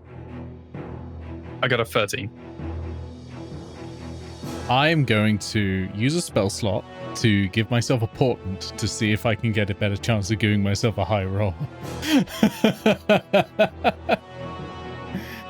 You have a portent, don't you? No, I just used it. I used it before to force myself to be in blink mode. So I'm going to use a spell slot. It's fine. I've got plenty of spell slots. I'm going to use a 2nd level spell slot. Okay, that's a 9. I'm sorry, Nimbus. You got a 9. What I got though was a 10. Fuck. Okay, which is a 9.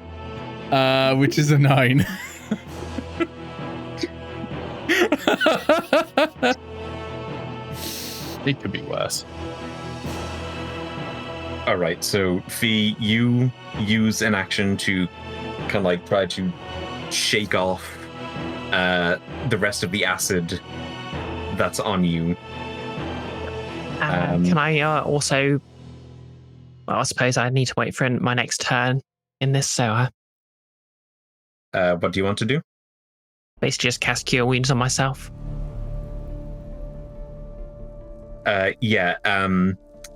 Inoltrare, Nimbus, as you reach the point where the bell was, Fee, you're noticing that suddenly like a lot of boots are falling down from the ground, and the sky, which was kind of like a purplish twilight, has turned into more of like a vast expanse of stars. God, they're everywhere. I really think we need to examine your boot dream issue.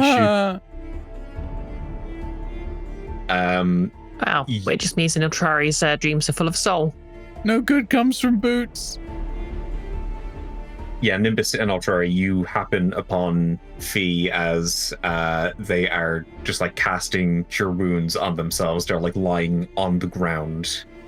Like there are some holes and tatters that are being torn into their cape of billowing. Their cloak of billowing.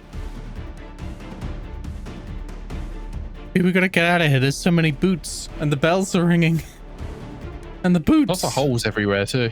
So add your Cure Wounds. Yep. Okay, that's a whole 4 HP. Great. It'll get you back on your feet. That's what matters. I mean, I was still on 2 HP, so I was still technically on my feet. Panic. Come on, Fee, we gotta get you going. Yes, but you took quite the beating in there. Stop arguing with a mysterious narrator. We gotta go.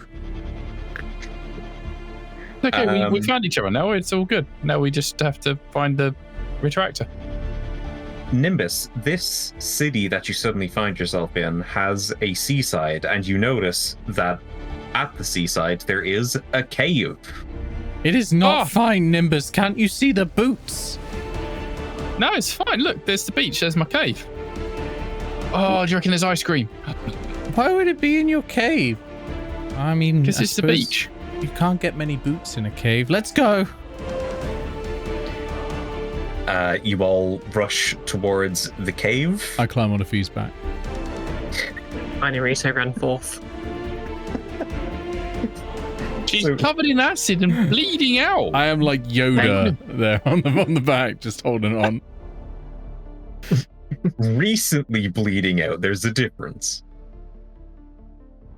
Yeah, what's if I'm saying I was bleeding out? I wasn't.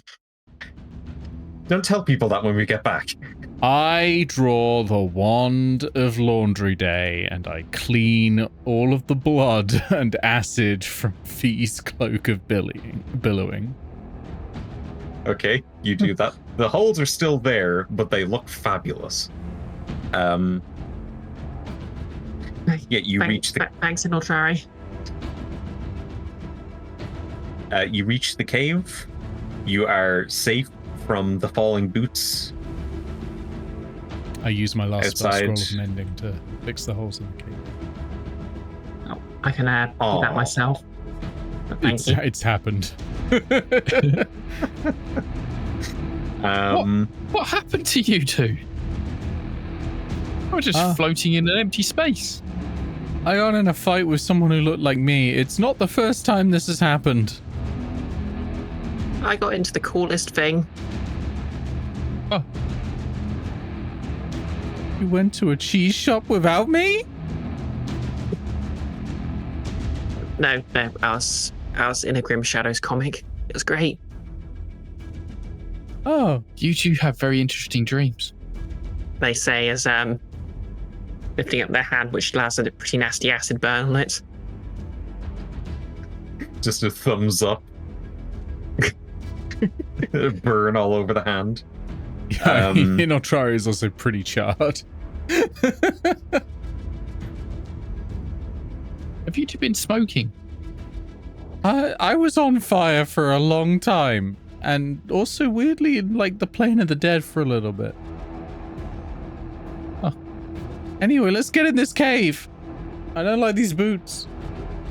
I like my cave. Yeah, you are now in the cave. I'm going to say you can take a short rest. Hell yeah. Congratulations, everybody. You made it to the Dreamplane. Do I want to take a long rest or should I wait? I will wait. I mean, I will pop a short. I've got a magic item that lets me do one long rest in the space of a short rest. okay. Because, like, mechanically, that's the end of the session. Yeah, does strife affect my spell casting as well? Or is my It check? shouldn't. It should only affect checks. Okay. The It may spell affect casting it doesn't count as later a check. down the line. Yeah. I've gained 4 hit points from rolling 3d6. Yeah, Strife, you have what? I was doing a short rest. I rolled 3 of my hit dice and I gained 4 hit points. Nice. That takes care of one of those ongoing fire damage turns. Yeah. Oh, great. Once you reach I'm price, I rolled 4 to get myself back up to 30. nice. Gained another 8. Um, I'm doing better now. You want to roll any, Nimbus? I think you took damage at one point. I think I took 3 damage. What even is my hit dice? I guess might as well, right?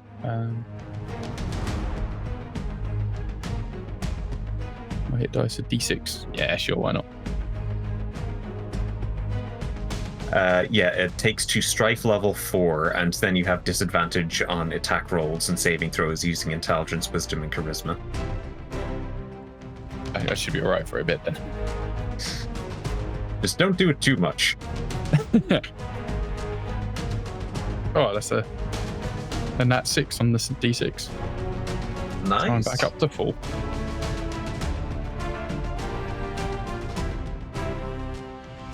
So, the next session, we'll be trying to get to the center of the Dreamplane. I hope things job, don't get all. any weirder. Inoltrare says before things get a lot weirder. Yeah, things probably won't get weirder. Boot rain. Is that the new Elden Ring spin-off?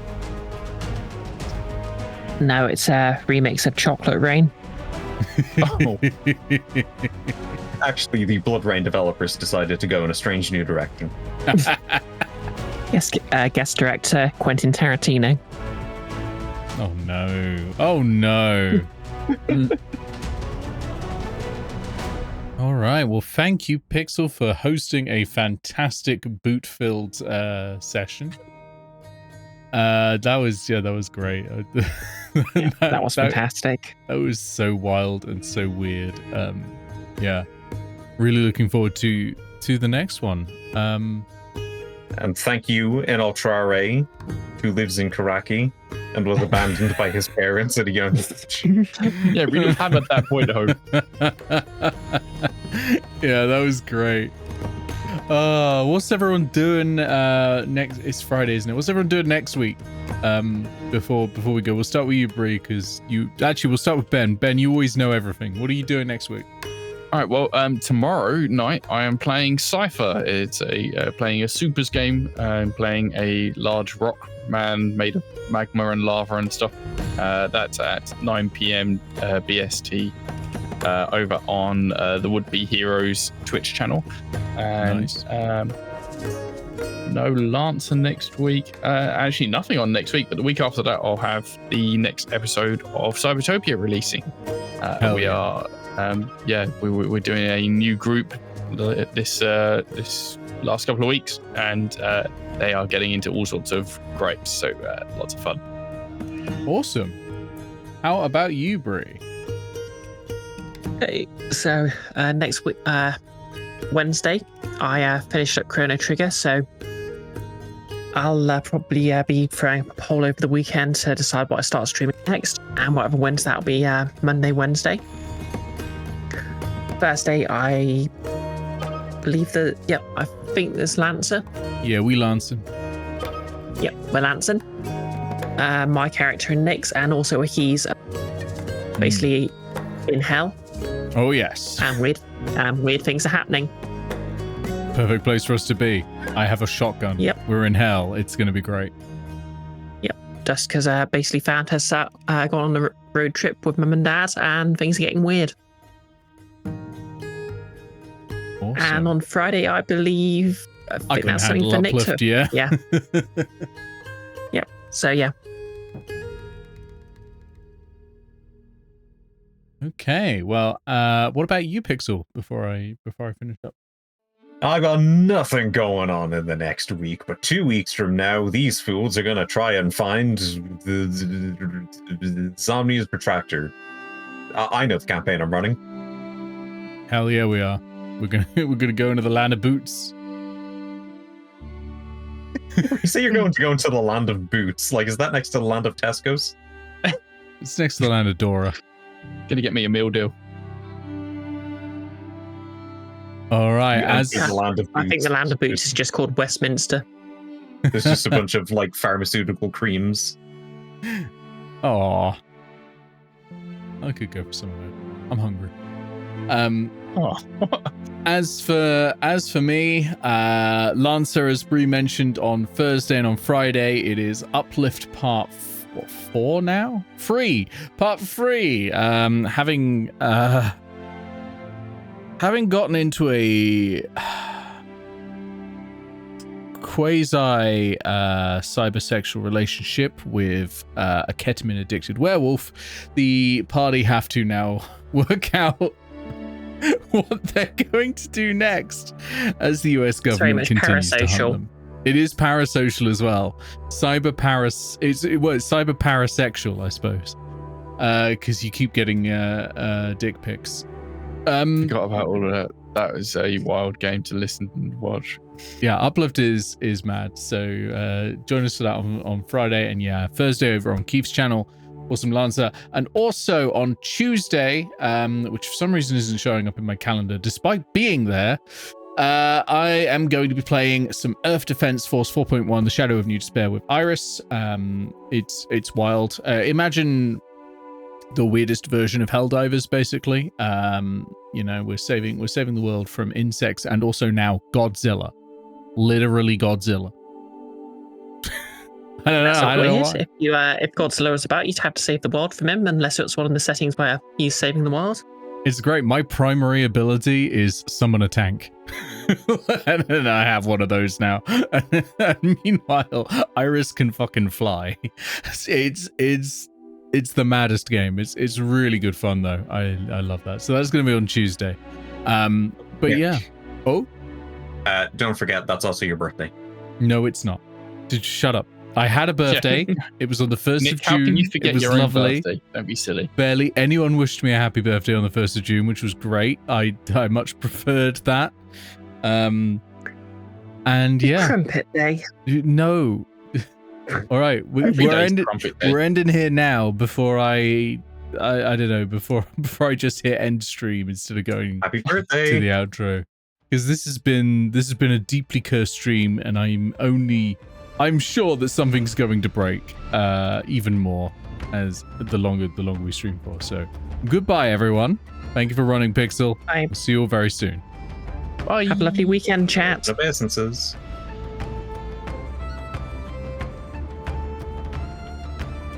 All right, everyone. Thank you so much. It's just no outro video, huh? I mean, I told you it was going to get cursed. Yeah, the outro video is just not playing. Wild. Anyway, thank you everyone for watching. I've had a wonderful time tonight. Pixel's a fantastic GM, as you can see, and everyone's playing wonderful characters. You can always tell a party is good when they can essentially carry the entire session without the GM really having to interrupt. If anything, the GM has to interrupt to stop them from doing that, and that is definitely the case. With this party and with a bunch of parties I run for as well, which is always great. Huge thank you to everyone who supports these streams. Their names would be appearing on the left right now if I had a video to run. I don't know. I genuinely don't know what's up with that. But yeah, go to ko-fi.com/HisCursedness to get your name not here on the screen, apparently. But a huge thank you to them. I would attempt to do it off of memory, but I will forget people. So we'll just have to pretend they don't exist this time. Sucks to be you. But yeah, I'll see you all very, very soon. Have a wonderful weekend and good night.